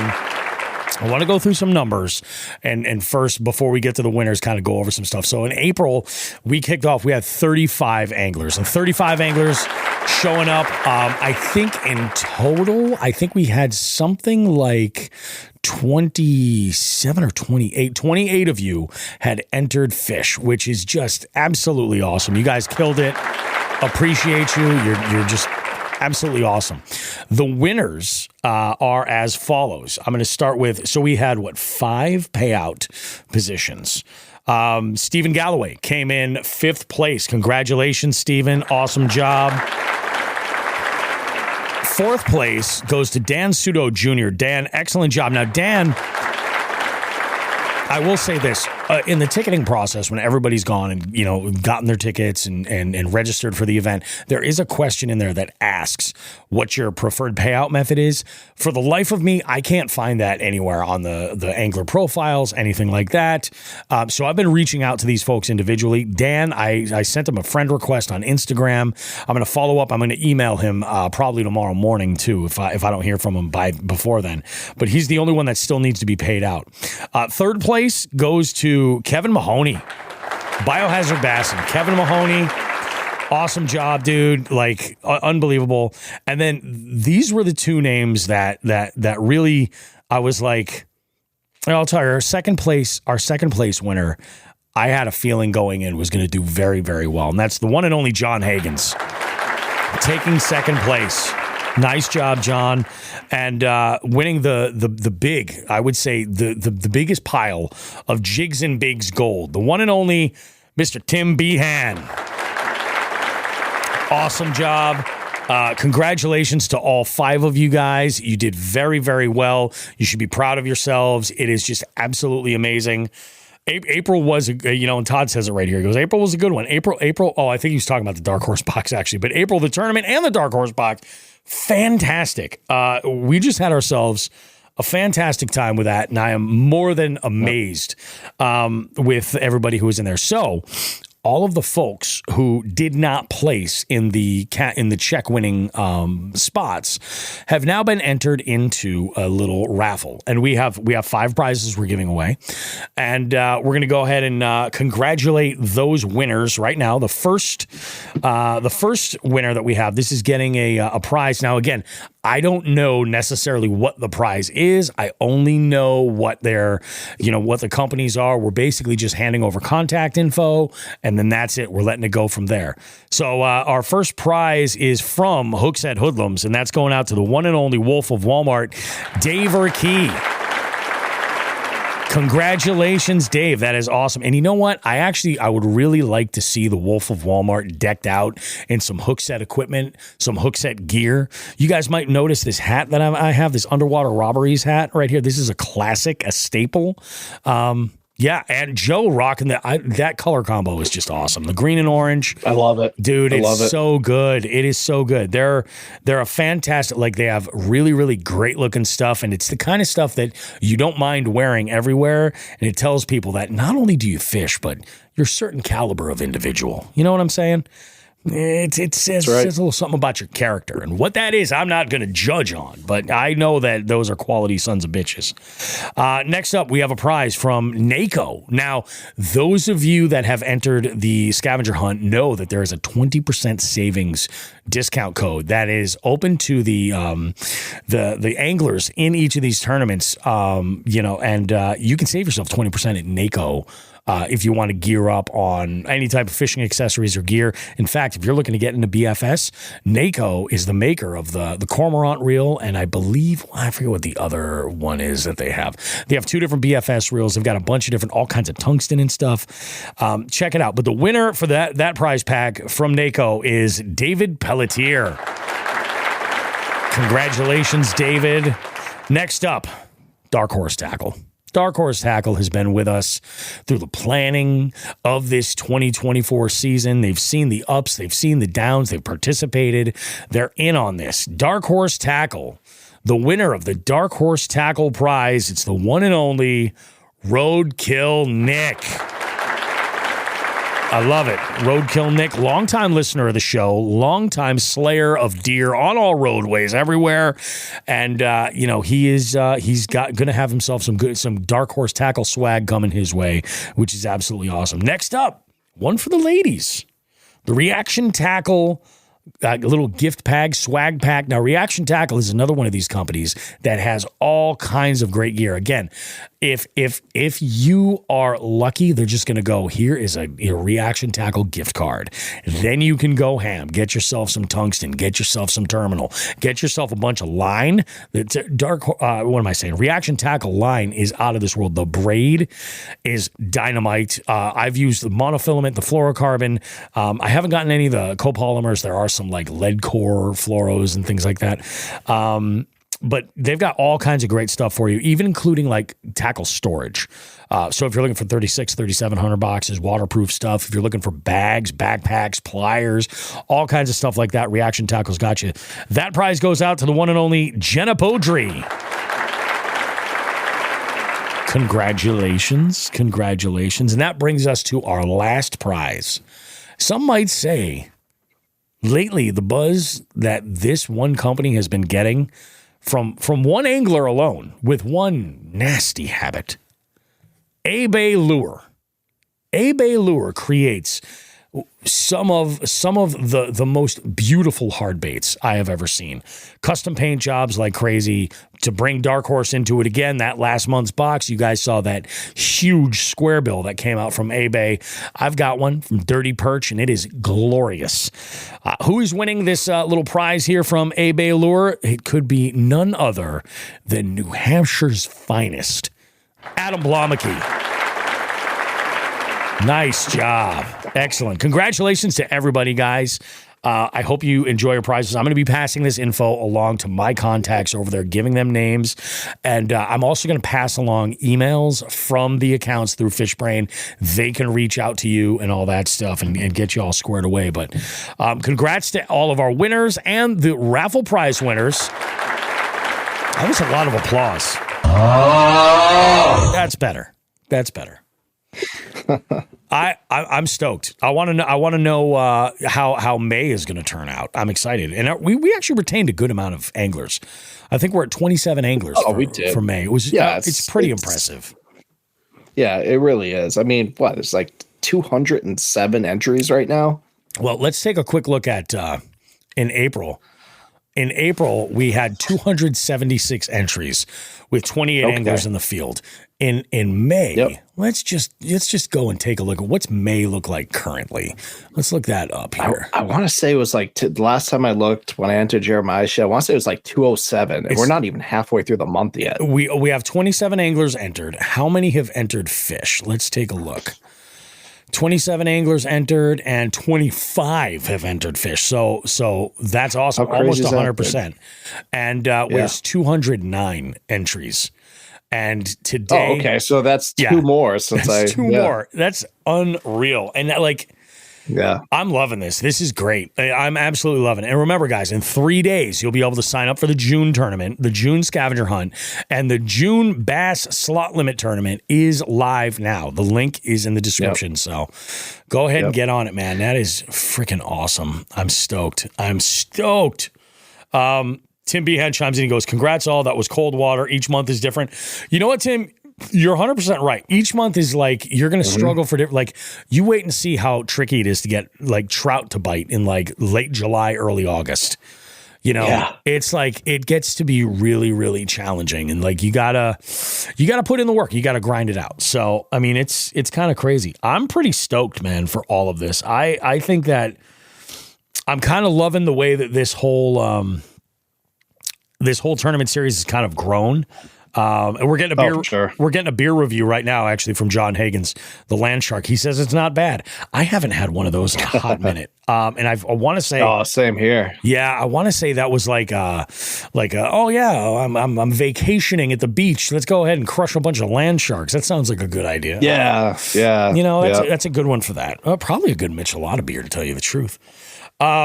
Let's go ahead and take a short break, guys. We're going to come back. We've got Dan Bavery with us, and Dan owns Magnum Baits, the company who releases the BEEF CRAW. Now, the BEEF CRAW is blowing up right now. Like, it's having a moment right now. Folks are all over this bait. I caught my new PB on it. I think it makes an amazing trailer. Listen to the interview. You're going to see like a full breakdown of the description, and I love that Dan's able to validate exactly what I'm saying about this bait, what I witnessed, and he's like, yes, we planned it that way. Unbelievable guy. Got his start in California fishing big baits before big baits were like super popular.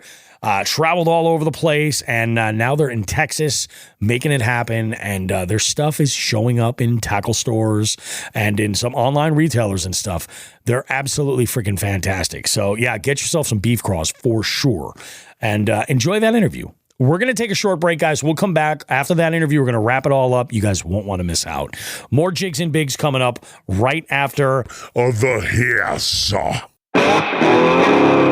Hey guys, Bobby Roast Beef here from Jigs and Bigs. You know, if there's one thing I can't stand spending money on, it's on something that's not versatile, something that I can't get a lot of use out of. I want to talk to you about Frost Buddy. What Frost Buddy is it's one of those can coolers. I've seen these before. In fact, I have some that are limited to only fitting one specific size of can, like a standard 12-ounce can. I stumbled onto Frost Buddy, and I was blown away with it. So versatile. Fits standard cans, tall cans, slim cans, and even 12-ounce bottles. And the magic is the insert fits all of these items in various stages within the insert. And when you take that out, you can fit a full 16-ounce tall boy can. In fact, it even doubles down on being versatile with the coffee lid. And on my recent trip to Chickamauga, I had a field day with this thing. I was throwing beer cans in it. I'd have coffee in the morning. On the drive, I was throwing in all different sizes of cans for different canned coffee products to keep me awake on the long drive back. The thing was amazing. So I recommend you check out Frost Buddy. If you're in the market for either a travel cup for your coffee or a can cooler at all, either one of those, check it out. For the money, you cannot go wrong. What I've done is this.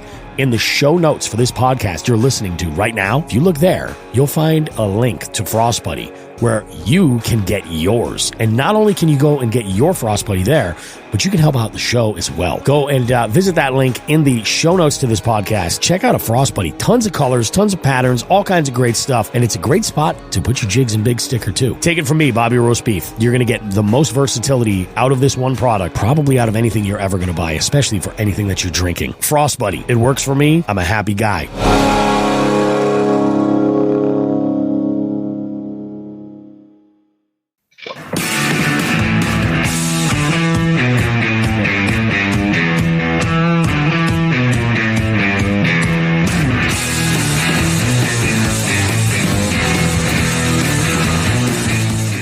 Alrighty, guys, Bobby Roast Beef here. We have another interview segment for the show this week, and this is an interview I've been really, really excited about. I'm joined this week by Dan Bavery, and Dan is the owner of a little bait company. You're based in Texas, right? Yeah, we are now. We just moved from Cali last year. All right, so yeah, I would say you're the ZZ Top of baits out there. Magnum Baits, creators of the BEEF CRAW. You know, the little band from Texas, the little bait company from Texas. It's that I'm an old man. I just make stupid references. I'm kind of there. It's a little frightening. The newest video actually that I dropped, Sean the Fisherman and myself had decided to have a little bit of fun with a viral trend And it worked totally unplanned, but it worked perfectly. It worked perfectly. So if you guys are watching us or following us on YouTube, check that video out and all that. But Dan, welcome to the show, man. I'm glad to have you on. I'll tell you, so the way our paths connected was a tale of social media. As is the case, I think a lot of the time these days, and even especially in the fishing world, I saw a post that you had put out there about a product that really struck me as very unbelievably unique. And I'll explain why this really kind of resonated with me. But it was the BEEF CRAW from Magnum Baits. And number one, I love the name, obviously, is Bobby Roast Beef. I think that's hilarious. But when I saw this sucker, I was like, this is exactly what I'm looking for. So last year, I had experimented a little bit with my swim jig game. I love swim jigs. They're a huge confidence bait for me. Yeah, same. And I was watching, it was a tactical bassin video, and I think it was like right around like pre-spawn, or I'm sorry, right around post-spawn. And I think it was Matt that was talking about upsizing your trailers on the back of your swim jigs and going with like a minimum 5-inch swim bait on the back. And I'm like, that's really interesting. Cause like I have dabbled in the past in the world of big swim baits. I have no confidence really, but that transition point into throwing the larger swim baits on the back of a swim jig is kind of like, it's sort of building it up. And I noticed immediately after just following my records, I was catching much better quality in general. I don't want to say they were all giants, but I think I caught like 4 that were like on average type thing. Yeah, on average that were like, I would say over 17 inches. And I caught 4 of them that were over 19. And I'm like, okay, this is something that's got my attention. And this is all out of one body of water that I fish regularly. So I really know the quality of fish that are in there. And there's plenty of dinks. There's an abundance of them. But to get this many, in fact, in one of these instances, I was fishing a laydown. The entire tree had been pushed like through a storm. And I was fishing the deep end of this laydown, and I had a giant on, and then another giant had followed up, like watching this fish on my line. Like, what the hell's going on here? And it really caught it kind of made me think using a swim jig almost the way someone would use like an 8-inch mag draft, like that kind of idea, but around heavy cover. And the BEEF CRAW made me think, there's my jig trailer. I want to see if this principle still lines up. And so far, I mean, I've only started using it, and I think I hit you up and you're like, dude, I'm going to send you some. Check it out. And you delivered. You send me a ton. Thank you. And some of the colors are awesome. You're muted, Dan. Let's see if I can unmute you. Yeah, I can. There we go. No, I can't. Little mic icon. There we go. That better? That's way better. Yeah, man. The headphones cut out automatically. Sorry about that. No worries. I think I sent you every color at the time, if I remember right. It's unbelievable. I mean, my favorite color so far is medium rare. That's the one that I'm throwing. Yeah, it's really good, and I'm throwing it on my PB&J jigs, and it's just game over, huh? It's magic, dude. So thank you. So I am like I've been pretty much just singing your praises for weeks. Let's get to know Dan Bavery, the angler and the bait maker. Sure. I'm a sucker for an origin story, and I know like this is like cheap interviewing, so it's like, but I really do. I want to know where folks come from and the road that they got to where they are now. So explain to me how your love affair with the outdoors came to be, and how you got to the point now where you're like, you have a pretty wide selection of baits too. Like, how do we get to where we are today? I got a fair amount. So I mean, essentially grew up in California, and I grew up just fishing with my dad, fishing from shore and this and that, nothing crazy. We never had a boat, anything like that. But I think one of the things that kind of got us within the fishing was good at that point in Central California around Fresno area. Yep.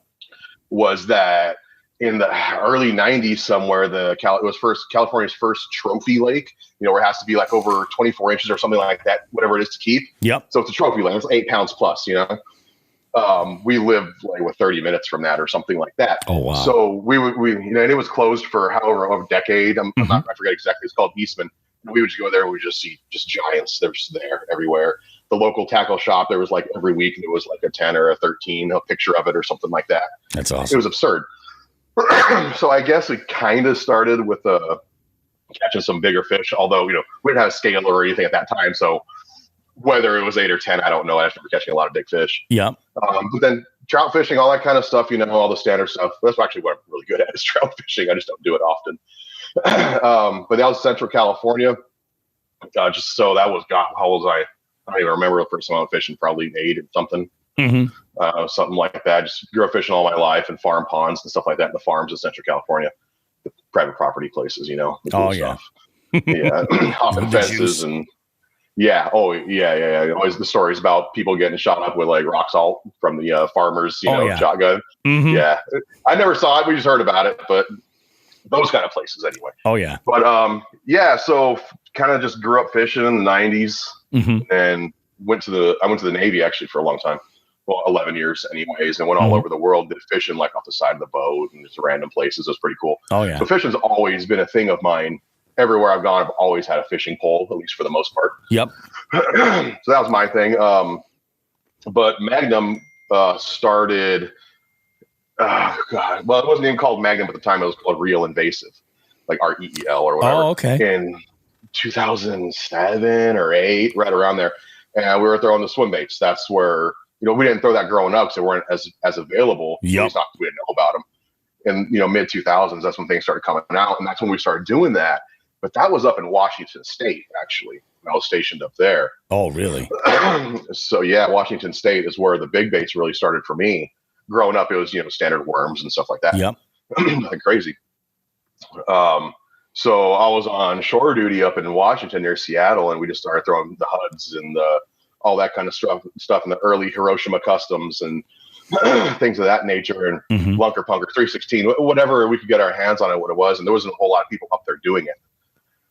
But really the plastics started because we would get a lot of followers, right? We get those followers follow out to the boat, and they they wouldn't commit. Yep. Sometimes, you're looking at 30, 40 fish in a day and not a single bite, but they're all right there in front of you. Big ones too, Yeah. So we're like, what bait is out there that is big like a HUD, but a different profile, sure, and can stay in that water column just a little bit. Something different. So you come back 20, 30 minutes later, throw this bait at him, and that was the 10-inch mag stick, which is a 10-inch Nako is what it is. That's and enormous. It sinks slow, it moves. It's kind of the same size as a HUD or a big swim bait, and then we would start, converting those fish.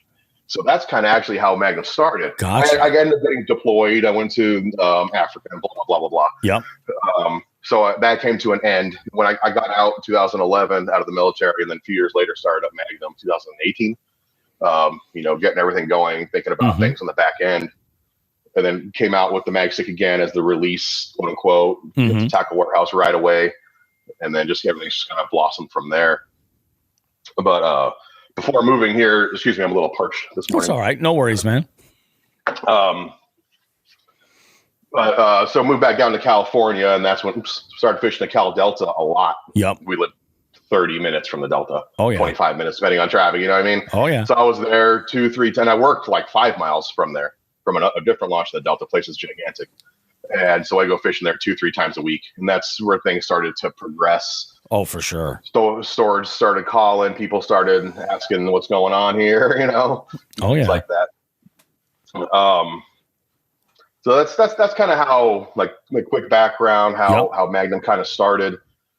Once people started catching wind of that 10-inch, people were like, well, what about a craw? What about a fluke? What about a frog? What about this? What about that? Yeah.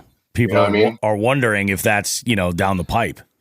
Exactly. And everyone wants to say, I got this thought process, or I got this proto in my head, and make it for me. Not really, it's insanely expensive to make something from scratch. Yeah. It's not exactly cheap to design. But and then things just started progressing, and started talking to other mold makers and giving them a little bit of free reign on the idea, in a sense, to put their little artistic feel on it. Yeah. That's kind of how things kind of go with that. That's essentially how Magnum started. if that makes sense. Hopefully that was everything. It's awesome though. But just hearing you explain that, how like especially like with the mag stick, how it has that profile of a Huddleston or a similar large swim bait. There was one of the first things that I noticed when I put the BEEF CRAW on my half-ounce jig was it didn't have the fall rate of a standard half-ounce jig. It almost like it, and one of the things that I noticed was it didn't like the appendages, the claws didn't kick quickly. Like if I were to use like a pit boss or something like that, like they just kind of swim right down. These almost had I can only compare them to like a betta fish. Like if you see a betta fish swimming with those large, fins, and they kind of waft in the water. And I feel like that's something number one, that a lot of fish in certain areas, they've never seen that, regardless of how big your craws are in that area. Right. Like, they've just never seen it. But it also is really, really nice because if you're, let's say you're throwing a jig into some cover that's in some deeper water and you want it to kind of slow down. If it's a finicky bite, that's a great little way to switch it up quick, just to change your trailer out, Yep. And if you look at the BEEF CRAW, it's actually not even 5 inches. It's 4.8 inches. Oh yeah. So it comes off way bigger than it actually is. Yeah, it really that was kind of the whole thing. Yeah, that not the whole thing, but that was a big part of it is that I wanted the beef, right? Hence BEEF CRAW. You want the beef, but it can't be too insanely heavy. Yep. And it has to move pretty decent, but I didn't want the standard flap around. I didn't want that. Yeah. So I wish I had another one. I don't think I have it with me. But so before the BEEF CRAW, there was the mauler and the smaller. The mauler was a 6 1/4 inch beaver, essentially beaver bait. Oh wow. Okay. Yeah. It had big flanges on the claws, but it didn't kick and stuff like that. Not too hard. It was more of a flipping bait, and it had like an undulating type effect to it when you pulled it through the water. If you used it on a swim jig, some dudes did well, even though it didn't get crazy. I think it was just the size. Yeah, and you bang it into crap, and so there was some issues with some of the mauler and smaller. I don't have them with me. Sorry. No problem. But those were the original ones, and they did really well. But there's some issues with the molding process. We used a different type of process. Yep. It was not just cheaper, but that was part of it, I guess. But it was really more of a fact that it gave it a different sheen. I wish I had one to show you. Probably wouldn't show up on the camera anyway. But it was this 3D print process that we did with Row Innovations. Jake Rowinski, way back when. He's a mold guy. If you don't know, he does a lot of stuff for swim bait dudes. And this was way back when, I believe, when he was just first starting up. But so... yeah, we came up with that craw. It was really good, but there's some mold issues. Over time, they started cracking and warping, blah, blah, blah. So we had to go back to the normal, what everyone else uses, aluminum. I guess some people use steel for the molding process to inject the plastic, right? And everything's hand injected. It's not like machine injected, at least at this point. At this point, yeah. Yeah, but the mauler and smaller was great, and the profile was perfect. For the claw ratio to body was perfect. The width was right. Maybe slightly narrow, I guess. But so we made a couple of improvements on it and shortened it up. And the BEEF CRAW is based off of the smaller, which is the 5-inch version of the mauler. Oh, gotcha. 6 1/4. So it's based off the same measurements, the same chassis, so to speak. You might call it that. It's based off of that. But I said we need to make that undulating effect a kicking undulating effect, right? And I don't want to use a standard Strike King. They have a patent on it anyway, but the Strike King Rage Tail those design, flanges that they have at the end of the appendage, exactly. So the reason I went with that though is because that type of effect is because the amount of water movement is what I was thinking. One of the things that we noticed, like when we were fishing frogs, was certain buzz frogs have a deeper glug, a deeper churn, let's say, than other ones. So I'm just slap around. Yeah. We've always gotten bigger bites on the gluggy ones, on the chuggy ones. Yeah. Which sit down the water a little bit more. There's this whole, resistance of water thing is a big part of it, of design. So I wanted to do that, but I also wanted it big. And it's hard to make something that moves super big and like that, like the BEEF CRAW does. And wait till you see the 6 1/4 version. Holy crap. There's a bigger one coming? Yeah. There's a bigger one. Man. Yeah. That's geared towards the swim bait dudes, but it's going to be a big craw. It's dope. But so making this kind of flanged bait That's not in, violation of the patent, of course. Yep. This is the route we went, but we still went really big with it and really wide claws to give the big, large effect, but without the actual big size. Exactly. It's pretty tough to do. It's tough to do. It really is. But that was the general design behind the BEEF CRAW. That's freaking awesome. I got a lot of input from a lot of dudes, mostly in Washington State. All the hammers up there, the top dudes. That's where the majority of my input comes from. Some Texas guides that I've met. Mm-hmm. Yeah, you got to put these baits in the hands of people that are going to use them and give quality feedback. But those flanges that are on the outside of the claws of the BEEF CRAW, that's one of the first things I noticed right away. I was like, oh, these are going to have some motion. And then when I saw it firsthand, I was like, you've got to be kidding me. This is crazy. And it's just, dude, it is just freaking dynamite. And I could see there being, there's a lot of, I have a theory. Anytime it gets tough, the bite is a little bit tough, changing, making, or like you had mentioned when you're getting follows, making an adjustment to the profile. Maybe it's color. It probably isn't color. It's probably a size profile.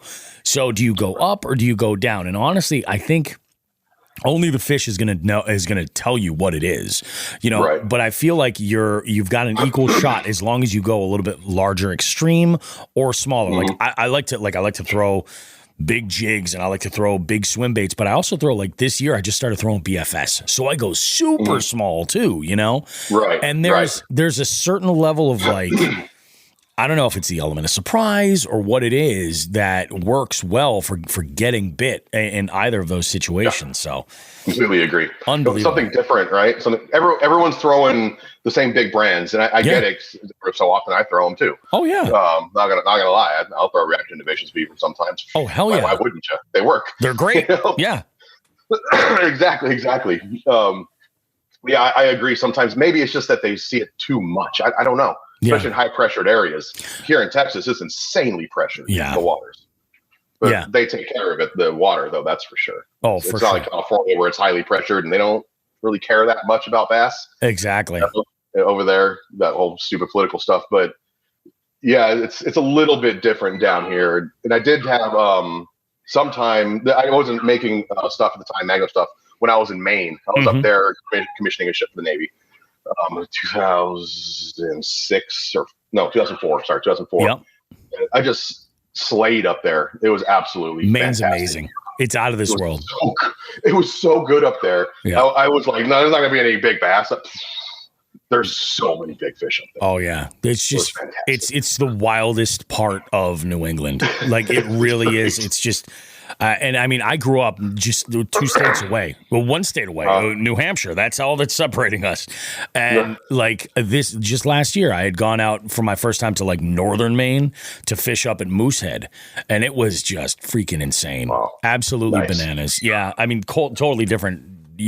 Spot to fish. Right? Cold water fishery. They have a statewide, at that time, I don't know if it's over now or not. Probably not, the way I've heard some talk about it, but they have a kill order on smallmouth up there. Really? Yeah. Huh. It's interesting. I don't really know all the details necessarily, but we had gone in and they're like, yeah, if you catch any smallies, the state has a kill order on them, so just leave them as eagle food. And I'm like, oh, you guys are crazy. These lakes make it amazing. Go back. I'm like, not only are they going back, but I'm gonna do everything I can to get these. It is just absolutely amazing up there. Exactly. Yeah, it's great. I caught some smallmouth when was it alewife? Is that how you pronounce it? Alewives, yeah. When they came in, we were throwing gigantic swim jigs in the rivers, just slaying the smallmouth. It was so much fun up there. Oh yeah, absolutely. There's some funky forage that in this area that you wouldn't expect. You go out to the Cape and there's the herring runs and everything that are all over the place. Yeah. So those fish will get. They'll feed up on a diet that fish in my part of the state will never ever see. And they rarely freeze over, which is crazy. Yeah. Unbelievable, nice, man. Yeah. We were catching some crappie up there, man. Just off this bridge, I met some old dude, and he'd been fishing it for 30 years. He had a 5-gallon bucket that he wouldn't fill it up every day, but these crappie were so big they'd be like that in a 5-gallon bucket. That's nuts. This is Maine. Yeah. This is some southern, Georgia big crappie. So I don't know, but you know what I mean. Not in Maine. We had these the muscles on these crappie were. Yeah. Maine is more than just everything. Lobsters and blueberries, man. It really is. Exactly. It really is. There's a lot going on there. So let's talk about your preferences for fishing. Like I would make the assumption that you're into throwing bigger baits and everything, for the most part. But what's your confidence baits? What's that short list look like for you? Frogs. I'm a sucker for frogs. All right, topwater guy. So okay, bad. Nice. I don't know. Frogs and punching is one of my most favorite things. Like I'll throw a Senko when it gets tough, and I make them. Yeah, you know what I mean. I'll throw them all day long if I need to, especially on those high sun garbage days and stuff. But I like bigger baits for the most part. The reason I actually don't throw swim baits as much nowadays is because I have really bad arthritis in my hands. Oh yeah, and 20, 30 minutes in of throwing a HUD or a punker or whatever, my hands are cramping. So I have to go to smaller baits or something that's less action. Sort of, hence the BEEF CRAW. Operator initiated action is what I mean. Yep. So kind of hence the BEEF CRAW, the 10-inch, some of the other worms that I have. I like throwing those because I could just kind of throw them out there and not have to do a whole lot just because pain is pain. Sure. I got custom rods and everything made that help with it and all that stuff, but still over time. But yeah, I like the bigger baits. I like baits that I can kind of let just kind of sit there and marinate. Mm-hmm. But there's always. I believe the aristocrats say dead stick. Sorry, yes, dead stick. And what do they call it when you pull stitching? Stitching and stuff like that. Yep. Yeah, I don't actually do that, but I move super slow, especially with, for some reason, the BEEF CRAW. That one is a fantastic, just dead stick bait. Oh yeah, and that's what I've been catching them on a lot recently. Not any bigs. I'm down by Houston, was where I'm at in Texas. Even though there's big fish down here, it's not like there's a lot of lakes around Houston. Oh yeah, you got to drive a little ways. Yeah, you gotta go a couple hours, but I live on a golf course, so I throw out here. That's fun too. There you go. But yeah, that's fun stuff right there, man. But I like just throwing a jig out there and just let it sit there and marinate, especially in dirty water. Yeah, throw a big black jig with the BEEF CRAW on it and just let it sit there and marinate. And that's the majority of the bigger fish that I've caught were just sitting there doing absolutely nothing. Yeah, no, I believe it. Letting it sit there, or very slow movement. Yeah. But it is a business, right? It's not my full-time job. This is just a side thing that we do. But what's it called? I forgot where I was going with that. The big baits. Big baits. Where was I going with that? We were talking confidence baits and stuff, and then you said it's a business. It's a business, so you have to also include the customer. So to for speak. sure. Yeah. So even though I like a bait just sitting there marinating, a lot of dudes like action. They gotta have that, bam, bam, bam. There's nothing wrong with that. This BEEF CRAW on a swim jig is fun, but take that into account as well on the design process and how I fish it too. I have to do it that. I have to test it in that manner. Yep. Even though I like just letting it sit there and marinate, I also have to test it as the real other people's real world stuff. Yeah. So there's a mix of all that stuff, but like this one bait, I'll show you real quick. I happen to have one here. It's called a Magyu. So like Wagyu beef, but Magyu. And this is a shaky head worm. And this is obviously a part of the little action on it, but it's a big bastard. Oh, wow. It's a big 8-inch thick thing. Yeah, but it's not too crazy. No. And this was given the A-OK by a Texas guide, among a couple other people. Stinky. But so this is also a big bait, no internal salt. So that way it just kind of sits there. Or on a shaky head, or really a Nako rig or Nako rig, how you pronounce it. This thing just stands like a statue. Oh, see, that's what you want. Yeah, and if you do the little if you want to, I kind of just let it just sit there. Yeah, just make them mad or whatever. That's one of the things that we've seen with big fish is they don't like things just sitting there in front of their face. Yeah, you leave them. You leave them there, and they're like, what the hell's going on? And that, oddly enough, that's the reaction. Is just to snap at it. Exactly. There is something to be with the bite of a big bait, and you probably saw it when you caught your PB recently, or any of them that really wolfed it. It's even that big jig with the BEEF CRAW on there. It's just, if it's a big one, it's just one tap, boing, and that's it. Yeah, maybe two. the little guys are like bam, bam, bam, trying to uppercut it, trying to knock it out. Oh yeah. I don't really. I mean, they'll still eat it. I've caught a lot of small fish on this stuff. Oh, for especially sure. The 10-inch mag stick. Yep. I've caught a lot of 8-inch bass on those things. I don't know how they wolf it, but they do. They're savages, They it's absurd. Yeah. It's nuts. It's nuts. But you're right. Exactly. That bite, I can remember I was fishing this bank with all this overhanging trees and everything, and I was just going, every time I saw any kind of wood, I'm just pitching right into the wood. And it was the first fish I caught that day, was that 7. And I flip into this one spot and I see a bunch of bait fish just like scatter. And I was like, I said, all right, well, maybe there's something over there. We'll see. And I dropped this in there, and exactly like you said, just one tick. And then I just gave him the beans, to quote, Boom. quote Andrew Hayes. Yeah, man, it was a good bite, and it was pretty badass. And actually the bites that I got last night, it's funny. The biggest fish, the biggest largemouth I caught yesterday was on that jig, that same exact jig, that PB&J with the medium rare beef craw. And in this area, there's just wood everywhere. It's just crazy. Like, to the point where I didn't have my pedal drive down for most of it because it was going to be a problem. Yep, exactly. So it was just paddle getting into this one spot. And that's what I do, is I just let it sit in a pile of wood and then just drag it over a branch. And let it sit and drag it over, and then same thing, just tick. And I said, I knew I was going to have a better fish on, so it was pretty badass, dude. You kind of feel it, right? Yeah, you kind of feel it. Yeah, they throw it in there. There's something about that, and then it goes boom. Absolutely. When you crank on it and it doubles over and it's just solid. That's I don't know. That's a feeling, man. That's a feeling. It really is. I think the kids say it's a vibe. It's a vibe. Oh, sorry. Okay. I'm in my 40s, man. I don't know that stuff. Oh, I know. Me too. If I didn't have younger kids that are like, think they're cool, I would know nothing. Right, yeah. I'm glad you brought up the business side, though, of Magnum, because like this is a side hustle for you at this point. Do you want to see it eventually become your full-time? So when you sent me that picture, or whatever you sent me initially, that you had got that big dog on it. Yep. That feeling is the feeling that makes me do it. Yeah. That's it. I mean, there's a financial thing, for sure, right? Yeah. Yeah. I mean, I got a good job, man. Like, and then the next step for Magnum, I can't get any bigger without going full time. It's at that point, I can't expand without that. But that's a tough one. I got a 6-year-old and a 1.5-year-old. It's a jump. Yeah, it is. And when I say jump, I use that word with intention. It's like you're looking at a cliff. Am I going to do this? Because I own my own business too, and it's not everybody can work for themselves. But like, I think you've got a really good thing going. Like, innovation in soft plastics is tricky to find.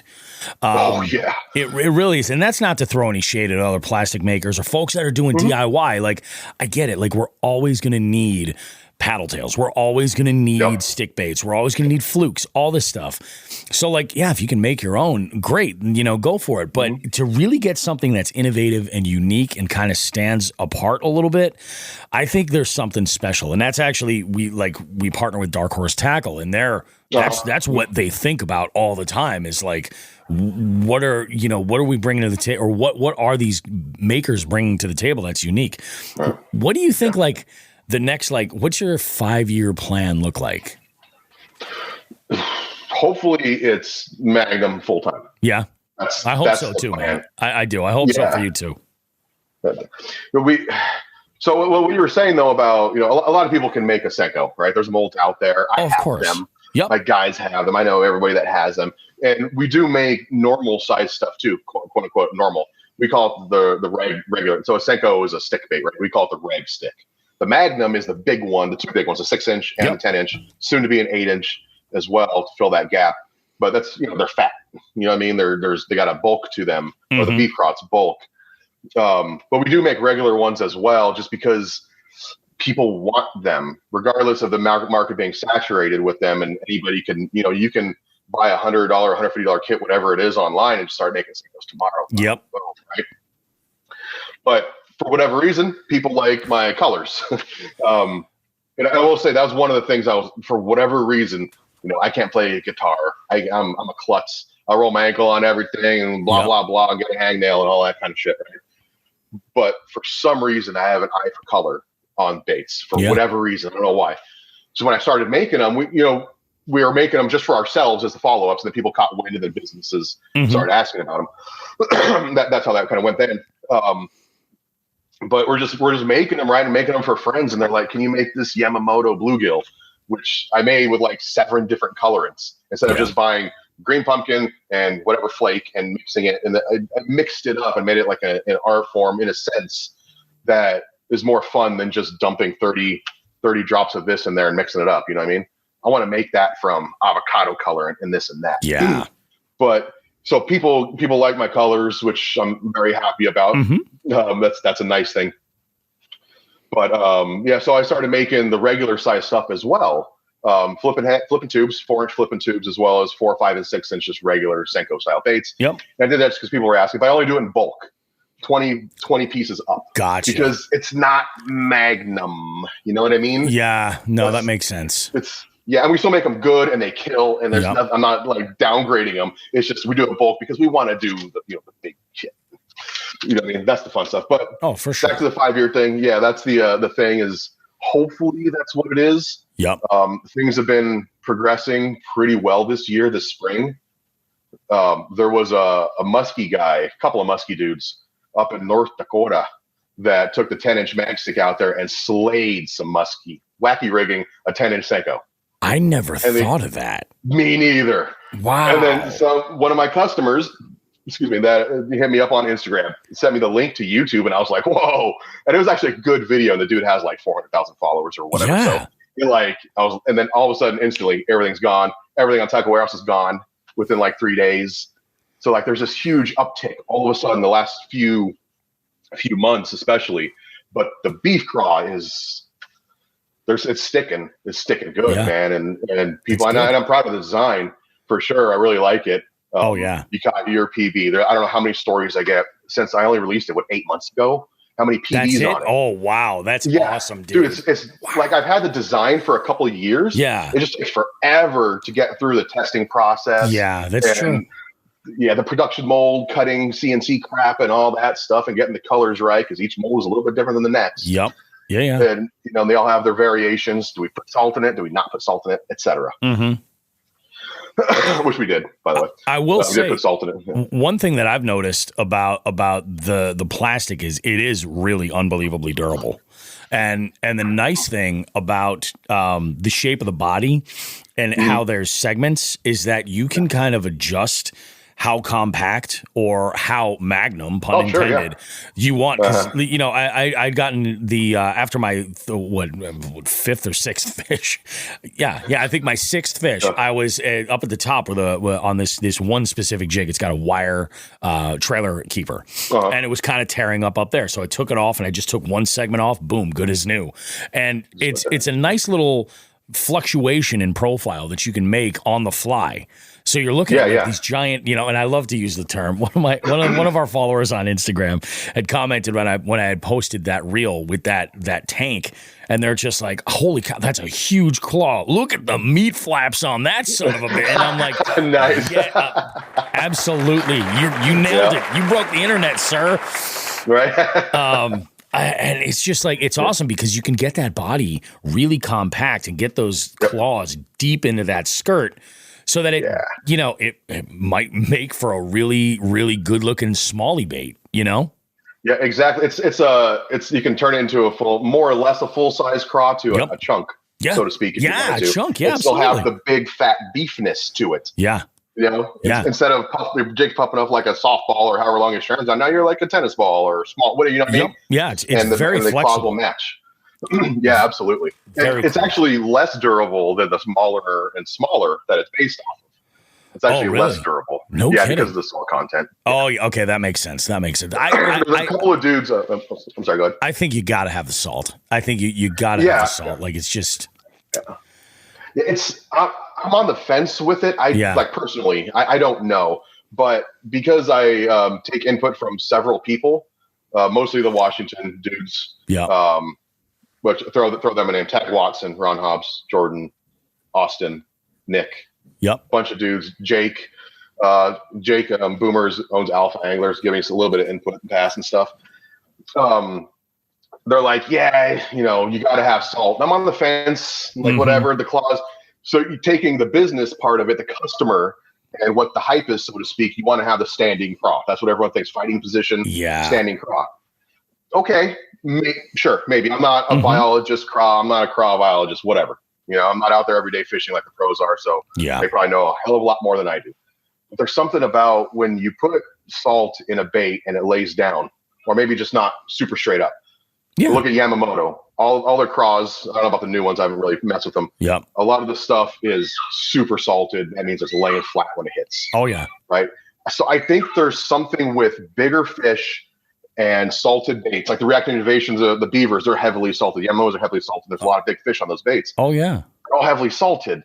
So, but I think there's something about it laying down instead of up, that the craw is laying down. It doesn't care. It's just chilling. Yeah, it's a big craw. I don't have that many enemies. Rest. Yeah, exactly. Yeah, like you're actually ambushing it. Yeah, and if you look at videos where the live craws are standing with the claws up, they're getting pecked at and this and that, trying to bust them up. I don't know. I something in my mind says those big fish want something that's just sitting there lazy, because they're lazy too. Yep. They just roll up to them, suck it in. Yeah. Yeah. Less of a conflict. It's not on defensive. Yeah. It's not on defensive. I don't know how true that is. It's just something that's in my head. And that's the thing about all of this stuff, all this video. All we can do is speculate, because like these fish, their brains are so small. They're not thinking the way that us are so advanced. You know what I mean? They're not thinking like us at all. But it's true when you think about it. You're like, they feed on opportunity. So if there is a craw in a fighting position floating, with its claws up, are they less likely to go for that, or is it more of a they can see it better? Who knows? I don't know. Yeah. That was a slight concern, because people do want that. And if you look at the BEEF CRAW, if you do it when I look at the pool, though, I look at testing lures, action and stuff. It kind of stands, but the claws will actually like go. One goes back, one goes forward like that. Yeah, it's weird the way it does it, actually, because of the salt and the big flanges. I'm actually kind of interested to try dragging it. There's a rocky spot that I'm familiar with, and I want to drag it on a wobbling football head jig. Oh, there you go. And see how that plays out, because I'll bet you that will get munched. Yeah, a lot of the times, man, probably 50% of the time, I'm just throwing it straight Texas rigged.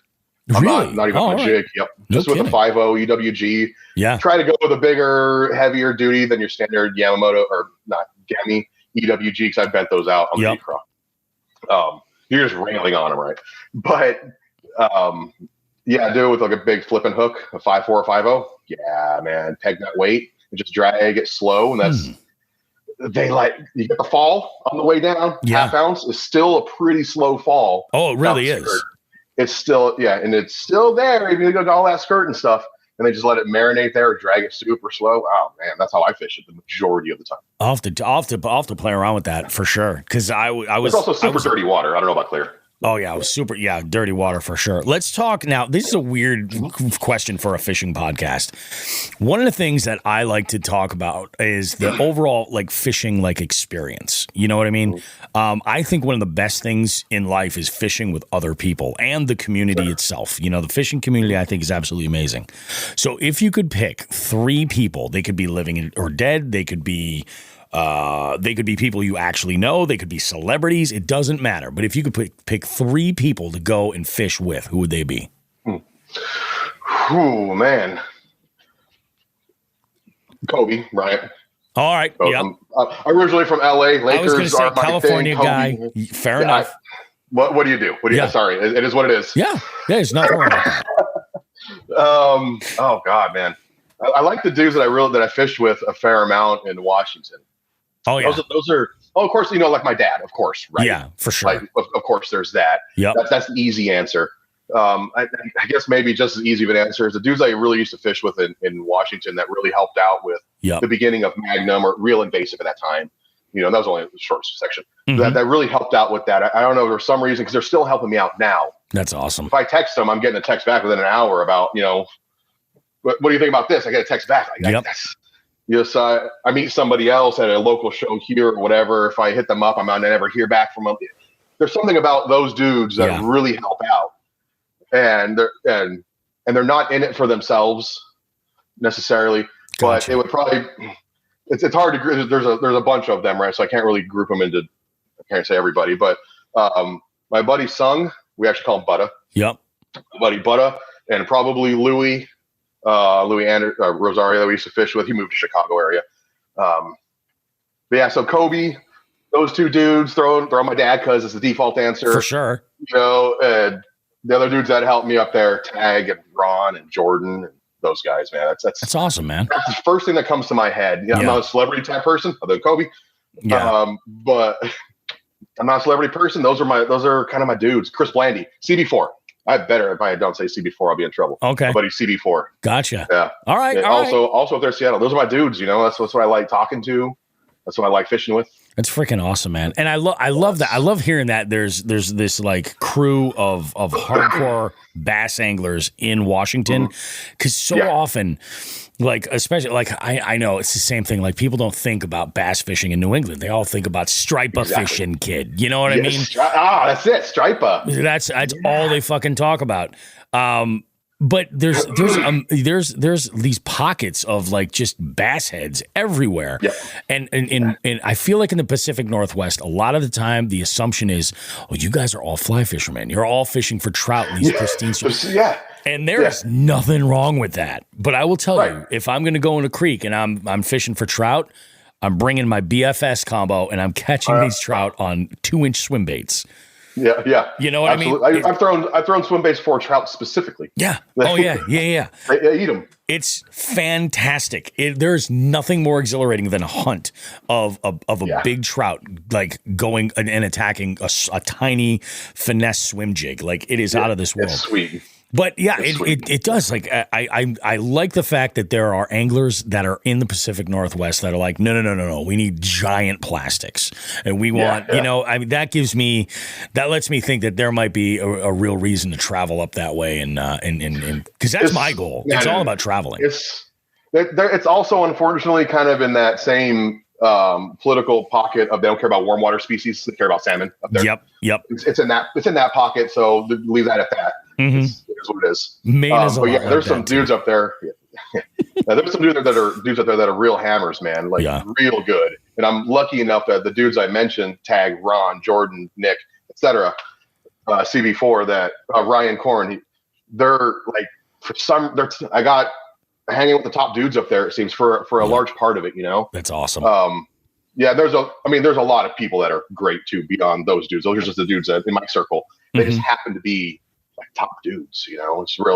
That's a real nice thing to have. That's awesome. So their input is not the same as what my brain tells me to do with this lure or that lure or color or whatever. Yeah, and they're the dudes smashing.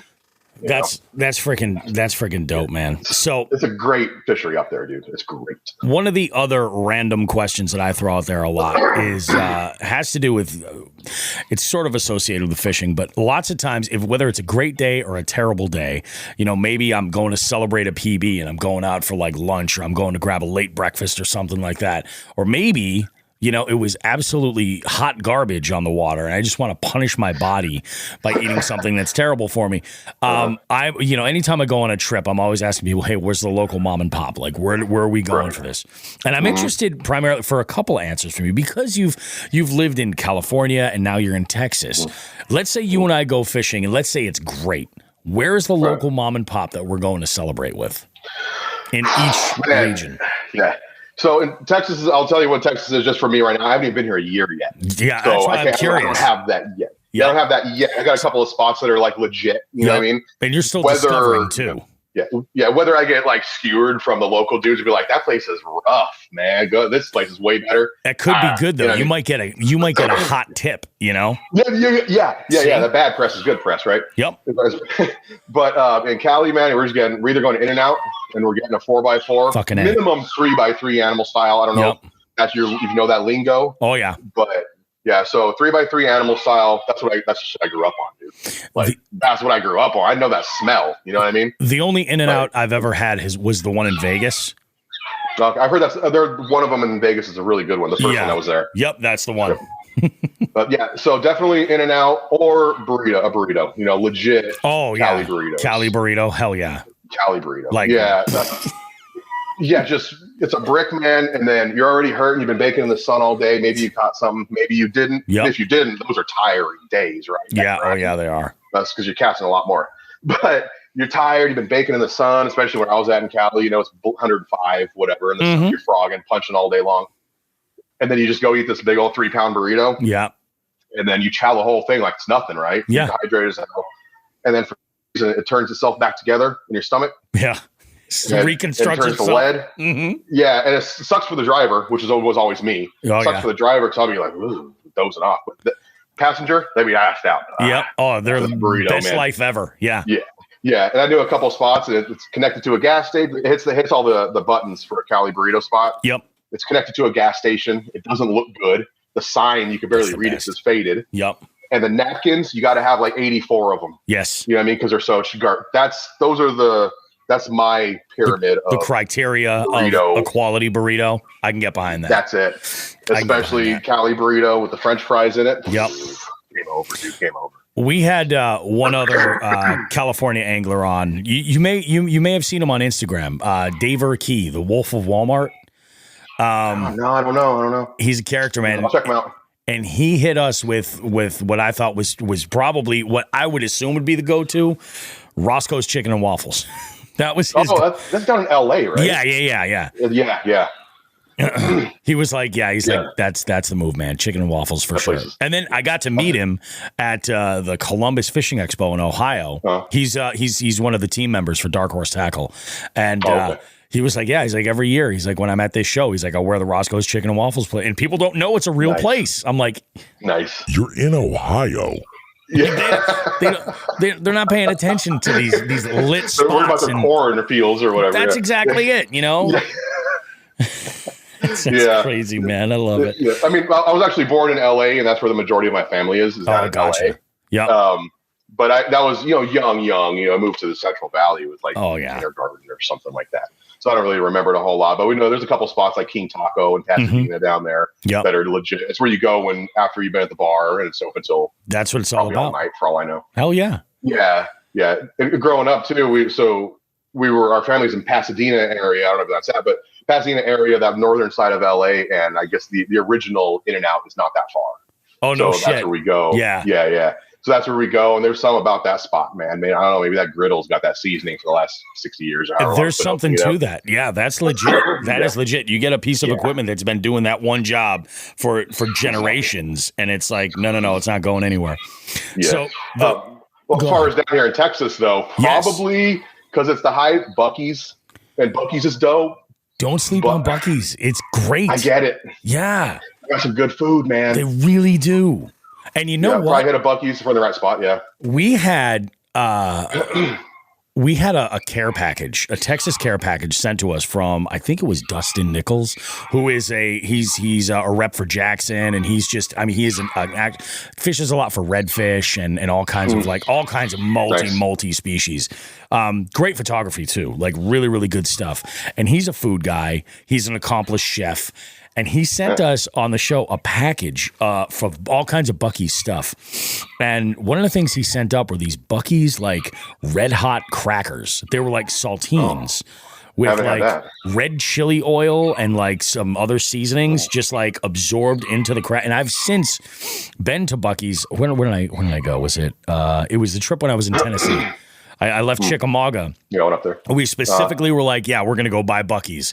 And like, you're right. Like the food is great. We had like the double barbecue sandwich, and it was just out of this world. But I couldn't find these crackers. So I've been looking online for recipes. I'm going to make my own. We got the Buc-ee's here in Houston. They're like normal gas stations. They're not very big. You got to go out a bit to find the big Buc-ee's. Sorry if you hear my daughter screaming in the background. Oh, it's all good, man. We're all parents that listen to the show. We get it. Yeah. So, I'll see if I have them. I'll hook it up, man. I'll see if I can get some sent to you. Hell yeah, dude. But, I hooked you up with the BEEF CRAW. Why not some crackers? Right? Okay. BEEF CRAW. Yeah. BEEF CRAW and some red hots, man. Crackers. Why not? Yeah. What's it called? So there's a couple spots that we have here nearby. Yep. I've only found one good Mexican joint here. They're like good, right? But they're Tex-Mex, not the Cali Mex that I'm used to. Yeah, it just doesn't hit me right. Sure. Yeah. All. Yeah. Nothing wrong with it, just not what we like. Oh yeah. But yeah, I guess probably the standard answer, man, is the barbecue joints. I know one good burger spot. You know what I mean? Yep. I haven't been here long enough to really delve into everything. There's so much here. I got a feeling your inbox is going to explode with folks that listen to this, because we actually have a pretty good corner of our show in Texas of our listeners. Oh, really? Okay. And you're probably going to get, you got to try this, man. Oh my God, you want authentic good, Mexican? This is what good, because we like food, man. We like food. That's what I'm saying. We like food. So this show is all about, the cornerstone of the show is all about fishing stories, and everybody's got a story. And I actually, I don't want one, I want two. I want the one where it was just like, if you were at like an event, like a wedding or something, and you were at the bar and somebody approached you and was like, oh yeah, hey, you're so-and-so. I heard that you fish. Like, what's that story you're going to lead with? Like, as just like it could have been the moment you were most proud of. It could have been a PB, like anything like that. And then on the back end of that, I want to know the story where it was the biggest. The shit hit the fan. Yep. Man, that's a tough one. It is a tough one. So fishing wise, honestly, man, there's been something about these last 8 months of the BEEF CRAW that have done something for me. That's awesome. I've been making baits since 2006 or something, whatever it is. I've been doing it for a fair amount, I'm good at it, etc. I like designing, etc. Yep. A lot of people have caught their good fish on my baits in the past before the BEEF CRAW, for sure, and so have I, for sure.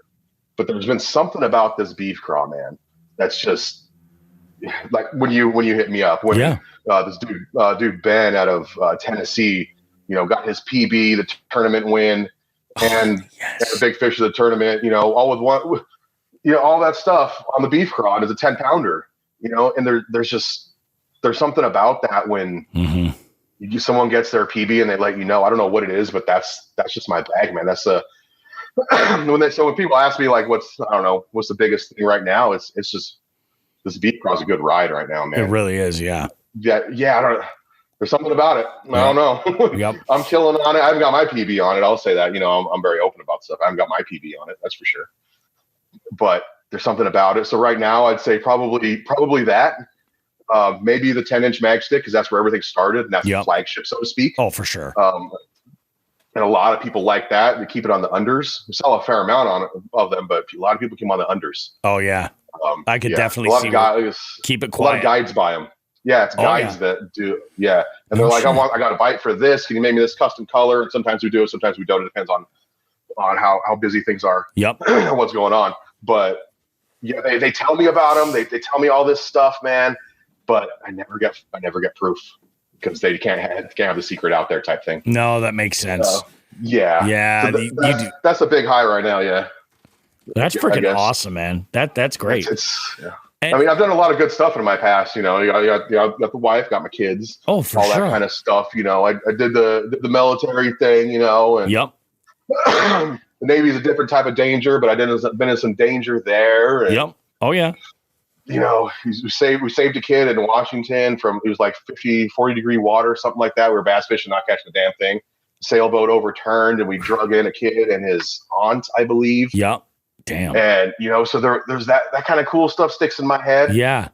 Right. On the frontal lobe right now or whatever. Oh yeah. BEEF CRAW. Yeah. Right now. Sure.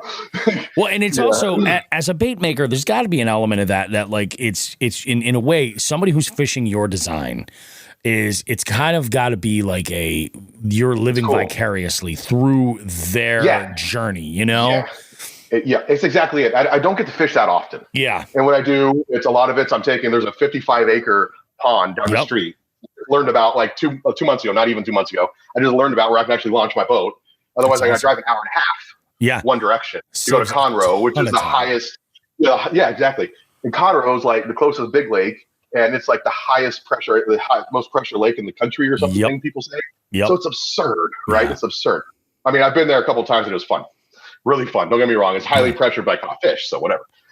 But I don't have a whole lot of time, right? And with the kids and with my normal job, which is, it's a good job. Therefore, it's stressful. Therefore, it's time consuming. Yeah. No really good job is not stressful. Oh, of course. You know what I mean? Well, on whatever standards you, I guess, define that. But it's fishing through people, kind of, sorta. And then when my buddy Jordan, who talked about the BEEF CRAW at a seminar for a club, and then that's how this dude Ben found out about the BEEF CRAW, because Jordan was blowing it up, and apparently had a really good sales pitch. Apparently, I didn't hear it, but I heard it was really good. Yeah, he bought some BEEF CRAWs, bam, 10-pounder PB and tournament win. You know what I mean? Like that's something about that. You know what I mean? Great, man. I'm not in it for the money. I don't make shit for money on this, man, at all. I'm not rich by this. And whenever you're starting a business, and you're especially if you're creating something, you got to be in it for the passion, And I mean, obviously, at some point, you've got to take that step and grow it and get to that next level. But man, that's freaking awesome. Now, what about where it all fell apart? The blunders for me, man, the two that at least two that stick out. Because they're 2 10-pound fish plus that I easily lost. Shit, 3. Damn it! I should remember the big one. But that's what it was, and it wasn't with my baits, but fishing wise, it was. I was fishing the Hiroshima Customs. Yep. Brock up there. He lives in the Seattle area now. We're up there anyway. Hiroshima Customs. I've been throwing a lot of his stuff for a long time, and 2 of the 3. I think it was the very first time I fished the Delta, and then the 3rd time I fished California Delta. I went out there throwing him one of his 8-inch glide baits. This is before glide baits were the hype, so probably 2000. God, I don't even know, 2015 or something, maybe sooner than that. No, way sooner than that. What am I thinking? Whatever, it doesn't matter. Probably then, and we always had this thing in the boat that you don't pull out the net until you get the first fish in the boat, right? Oh, okay. Yeah, so that boat flipping and it worked out for us. Yeah. It worked out for us.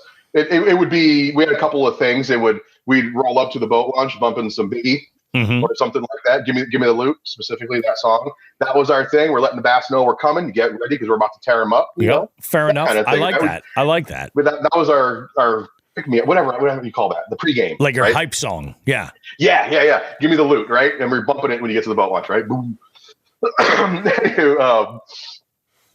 So I'm fishing the Delta, and I hadn't pulled out the net yet. Matter of fact, I might not even have the net with me at all. And I think it was probably second cast in, and I hooked into a easy 10 and 2 treble hooks all in its mouth. There was nowhere for me to grab by the way it was hooked. Yeah. Oh no. Lost it right in front of me. Monster. Absolutely. Watched it come up and just smash this thing. Get it to the boat. It's right at the boat. I'm like, shit, what do I do? No net to... Easily could have had it. Easily with the net. Oh, yeah, with the net, 100%. And then exact same thing, exact same spot. Same thing happened on I believe it was the 3rd time I fished California Delta. I didn't learn from the first one. I did it again. Now, did the line snap and you lost your bait, or did it come off?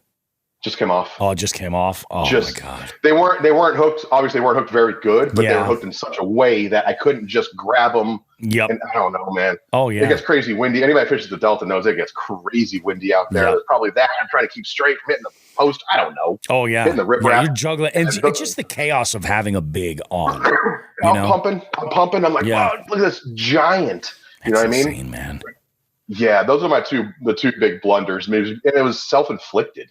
You know what I mean? Because I didn't have the net. Now it's always out. I don't give a damn. It's always out. Oh, I'm a big proponent of you always have a net. Like there are times where I'm bank fishing and I'm like, should I be using a net? Yeah.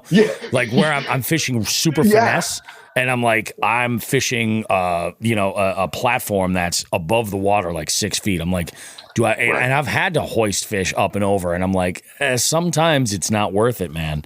That's freaking bananas, dude. So that was 2 10s within the first 3 trips that I lost at the boat while trying to snatch them with my hand. So I had an instance where, like I said, I'm a big fan of nets. I always try to net my fish, unless I always attempt to net my fish, especially in the kayak. But there was this one instance where I had recently gone on a snakehead trip. And I caught my first snake. I want to catch some of those. Oh my God, dude, it's nuts. It's nuts. I didn't even catch a huge one. It was 24 inches, 24 and a half. And it was just an amazing fight. It was an absolute amazing fight. Annihilated the chatterbait EVO I was throwing. Annihilated it. It's like straightened out the hook. But this fish was in the net, and thank God it choked the hook the way that it did. because it actually jumped. I've never seen a fish do this, jump out of the net. Damn. And I was like, you son of a bitch. And I scooped him back up. I was like, holy shit, I almost lost this thing. But it's still hooked, damn. Yeah, nice. and it was still hooked. I was like, holy jeez. Yeah, it's absolutely nuts, dude. It is crazy. Dan, this was absolutely awesome. Do everybody a favor. Let them know where they can find out more about you and Magnum Baits. If you have anything coming up that you want to drop some hints to or anything like that, feel free. This is your opportunity to promote yourself. Go for it. All right. Yeah, so we the basic stuff, Tackle Warehouse, of course. Three Rivers Marine in Washington. Hog Farmer has some stuff online. Scott over there has some stuff. Becker's in Idaho has some stuff. Nice. Various areas. Tackle Warehouse is obviously the biggest one because they got the most everything, right? Yep. And they go through the most stuff of mine. But matter of fact, I just did 2 big runs of BEEF CRAWs. And for full disclosure, I have a guy doing for me now. He owns Top Shelf Tackle. His name's Jeff Hill. Oh, nice. Missouri Top Shelf Tackle. Yeah, he has essentially the original line through paddle tail. Oh, no kidding. That's his. Yeah, he makes pretty much most things for me except the tubes at this point. Yep. Because he doesn't do tubes because they're pain in the ass. Yeah, exactly. Another guy, but Jeff and I see eye to eye with color. And as far as the artistic way of going about things with baits and the colors, so him and I see eye to eye. It's very easy. I can say I need this kind of green pumpkin with this amount of this size flake, and that's not specific. I just need put a smidge in there, and he's boom. That's awesome. We see eye to eye. So Jeff Hill does all my stuff for the most part. So I'll throw him out there. He does Top Shelf, and then my tubes that I do, and a lot of the mold stuff is Kyle out of Wisconsin. He's Renowned Baits. He does my tubes. Also very talented. Both dudes are very talented. That's awesome. I've noticed that there's a lot of consistency from craw to craw. Like these are high quality plastics, folks. Yeah. The only ones that won't have consistency all the time is the blue craw because it's a swirl, and swirls are very hard. Yeah, there's so much random that goes on with a swirl. Exactly. Yeah. Those are hard. Yeah. But it doesn't even matter. They still get bit. Oh yeah, of course. There. Yeah.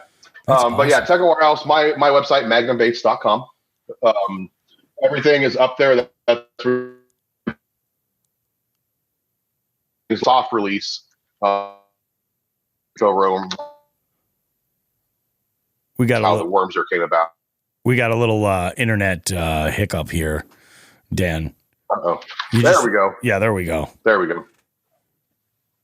So what were you saying there about the soft release? Yeah, so my website is where, I don't know where we cut off. My website is the one I was showing a little bit ago that stands like a statue. That was the soft release. It's just on my website. 2 more colors, maybe 3 I got to dial in. We're very close on. Morning Dawn is one of them. Or at least a variation of. That one we're kind of dialing in a couple other ones. Is where you're going to find all the stuff that's not released. And then, of course, the social medias, just Instagram and Facebook. I don't have a whole lot of time for those. Yep. So that's where you're going to find it for the most stores. And if you know a store that might want to carry the stuff, throw it out there.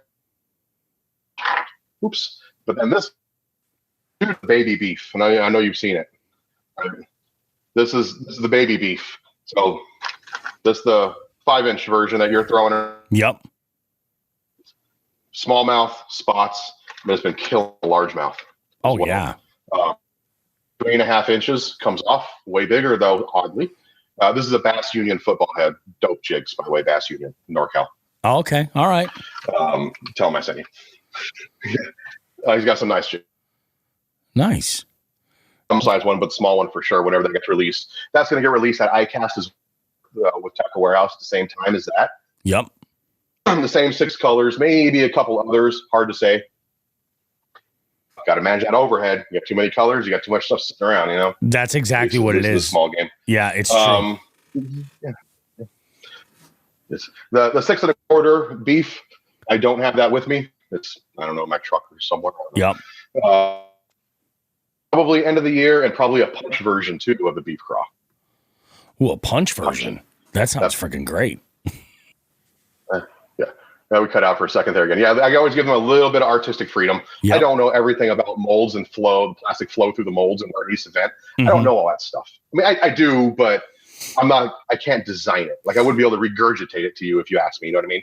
But they do. So I give them a little bit of freedom with some stuff. Part of that helps out. Where I think at least what helps with that is that you develop like a level of trust with the folks that are pouring your stuff, like, and you need that, you know, if you don't have that, you can trust like that. You've got people that like, you can trust their artistic integrity a little bit. That's a big deal. Yeah. Nice. You have to in this game, you know, if I want to get one of the big retailers to do it, that pump out I don't know, for Bass Pro or Yamamoto, whoever makes all their stuff. There's some companies here in the States, of course, there's overseas. Oh yeah. I don't know if I'll have that. I mean, there's more money to be made if I do it that way in much, much larger numbers than we do, you know, 50,000 at a time. Yeah. As opposed to a couple thousand or whatever it is, you know, so there's more money to be made, but do you lose the artistic value? Yeah. You know, I don't know. You give them the recipe, you say, yeah. And like they could churn it out. And it's one thing to have like a brand or a company that's facilitating, you know, something, whatever that product might be. But it's another thing to have a brand or company that's like, no, this is the way that I do it. And everybody's, you know, you see this happen all the time where you'll have a company that they make the leap because they're like, the demand is too high. I can't run this way any longer. I have to take that leap. And it's sort of, there's a little bit of risk with that, I'm sure. But at the same time, you know, it's just, you got to do what's right for you, you know, end of the day. That's right. Yeah. And I'm not like, I am, you know, I'm a veteran, so I am patriotic and all that stuff. But I'm not like, no overseas, you know, here in the USA only. There is something to that. Sure, of course I want to keep it here in the U.S. Absolutely. Does it cost more? Absolutely it does. That's why people go overseas. And that's the thing. Sometimes you can't feasibly make it happen because at the same time, everybody is like, oh, we love if this is a domestic product. Could we get all this made here? You're like, you could. You could. But you're going to pay for it. You're going to pay double. You know? Or something. Like, that's exactly it. So at this point right now, I'm good with where I'm at. Yeah, I'm behind. Tackle Warehouse just took and Three Rivers took all of my beef craws before they even arrived from my production Jeff. It's a nice problem. No, they just got here. They just got here yesterday, and they're already spoken for. They're already gone, yeah. Like, so I mean, there's big bulk bags and they're gone. You know, they're not even mine. It's freaking nuts, dude. It's kind of crazy, but it's also a good thing. And you know, Tackle Warehouse, they'll get the word out. You know what I mean? Yeah. Oh yeah. Eventually, this is going to help get the word out. So I'm infinitely appreciative of this. That's the whole thing. Like it's all of this grassroots kind of like, you know, somebody has a good experience with a piece of tackle and they can, you know, express that to their friends. And that's the beauty of it. We have the ability to, you know, really kind of spread the word and all that. And that goes for like social media in general. Like there's a whole lot going on. That's awesome, man. There's so much. Yeah. And I got to hand it to the dudes that help me out though, you know? Yeah. Oh, for sure. I look like this or like that. And then they all say different things. And I just kind of try to meld them all together. Yeah. Yeah. That's what I do. I love it, dude. I love it. Dan, thank you so much for this. This was absolutely fantastic. I'm very happy to do it. Like I mentioned, I am all about traveling and getting around there. So if I am ever in your area, I'll be hitting you up. We'll go and fish. We'll go fish that quiet spot that's nearby. Hell yeah, absolutely. And catch I've snagged into 3 cast nets there already in one trip in the 50-foot. Really? There's some, they allow cast nets here. I hate that. Yeah. I can see where that's how it is, though. That's Texas, man. For tilapia. But anyway. Yeah, I really appreciate it. Thank you very much. And hopefully I mentioned all the people that have given back to me a lot. Oh, it's awesome, dude. It goes well. Yeah, absolutely. Awesome. We will do me a favor if you could send me a picture of you holding an absolute tank. ASAP, actually, because this episode is going to drop. It's going to be a pretty quick turnaround. We're going to record the rest of the show tonight. I'll be editing on Monday, and it'll be up on Monday night. We'll put you on the cover of it, holding an absolute tank. Sound good? Right, I got one decent one from the Delta anyway. There you go. Perfect. I love it. Not a PB, but it's a good one. Decent one from the Delta is like a PB here. So that's pretty good. Yeah, kind of. That's what I'm saying, man. Awesome. I love it, Appreciate Dan. it, man. Thank you. Hey, thank you, dude. You have a good one, all right? You too. Take care, bud. Well,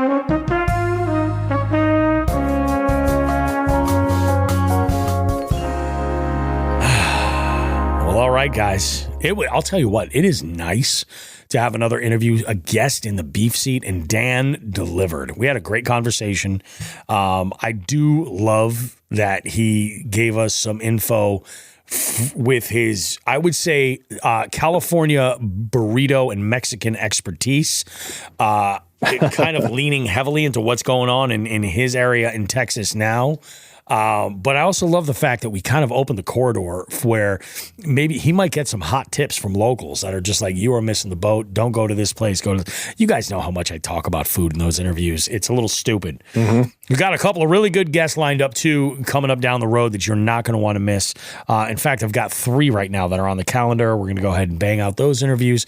So you guys are going to see more and more of that stuff. A couple of things that I wanted to just kind of make like really, really clear. Like, the YouTube channel for Jigs and Bigs has really had a massive and enormously positive effect on our daily listens. Like, it's exploded. It really is. And I feel like a moron because I haven't jumped on the YouTube train to really do anything with it. But apparently folks are listening over there, and that is awesome. I'm here for it 100%. I mean, YouTube is the second largest search engine in the planet. So like, it makes sense that if people are going to look for us, they're going to look on YouTube, at least a portion of them, and they are. So the show is available there each and every week. It's going to show up as a video.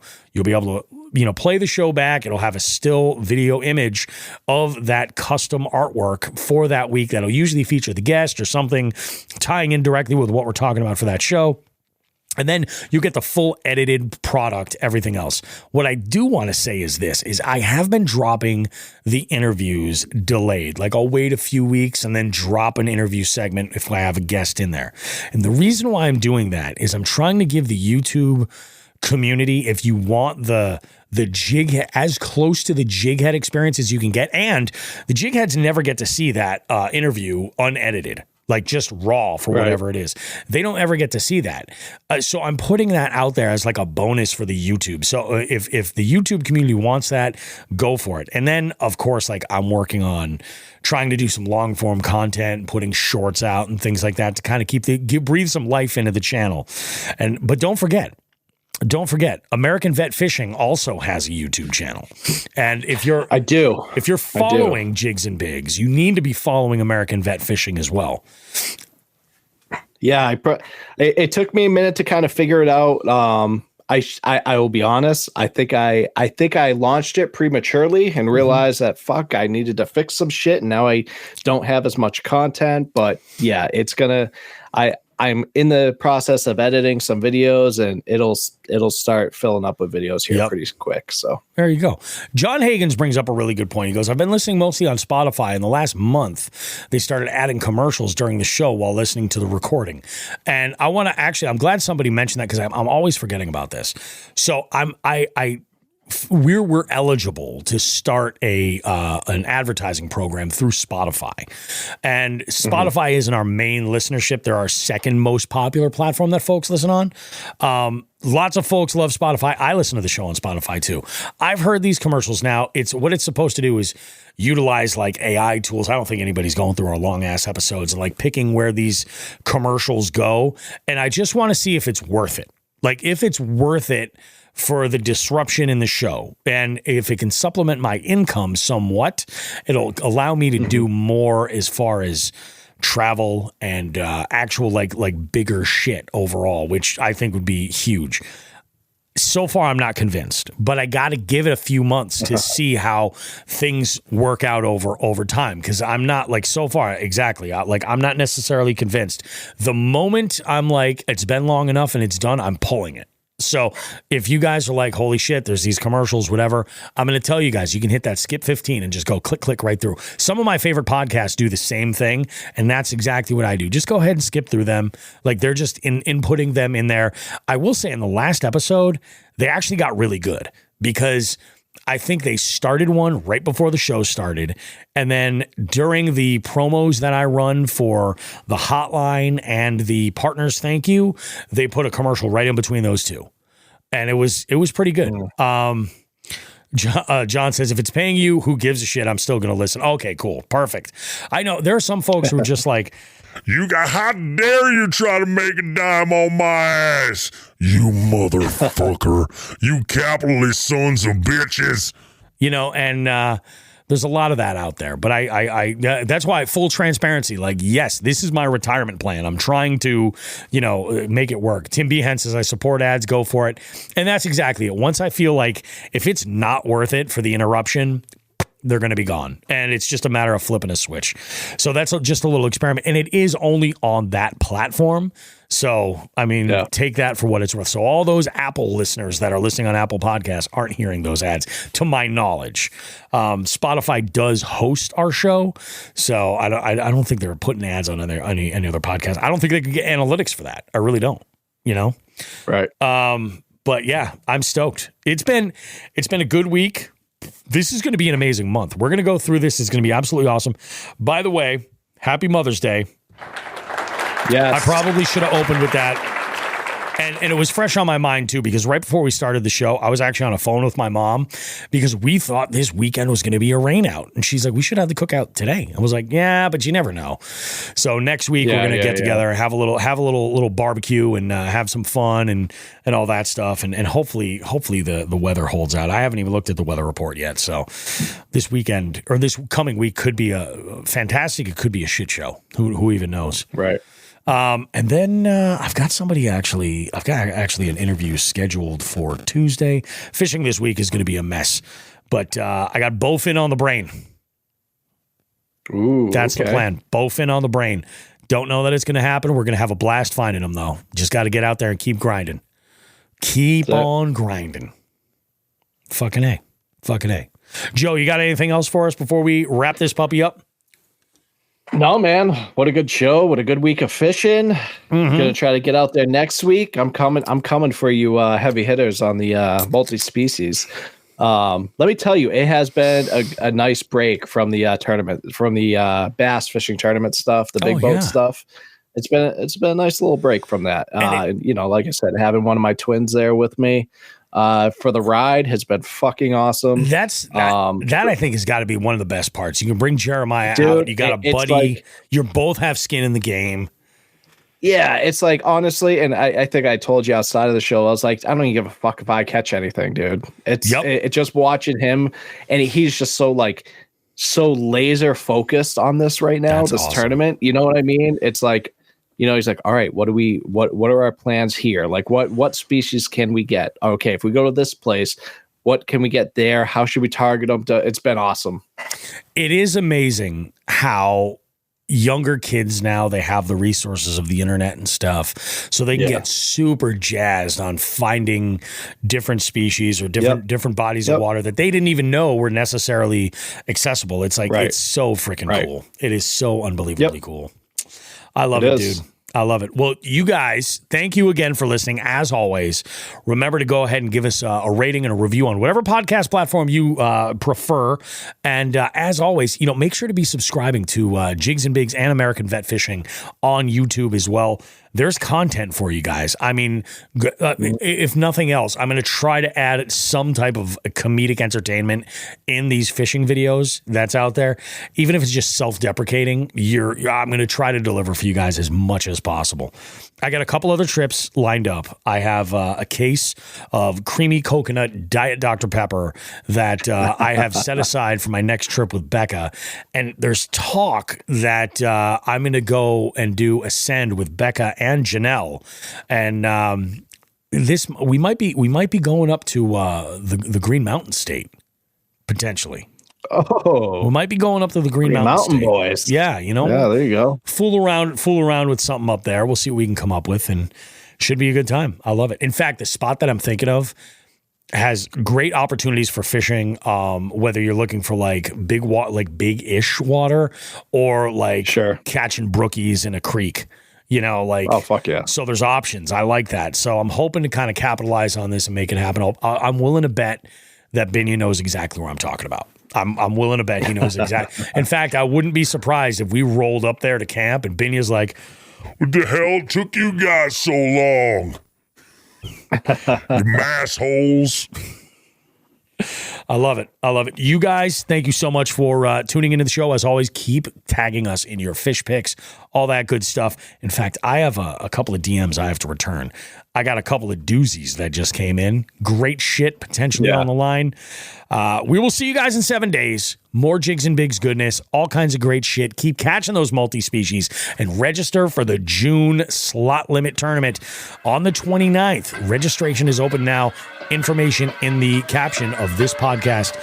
Like we always say, Tits and ass, smoke some grass.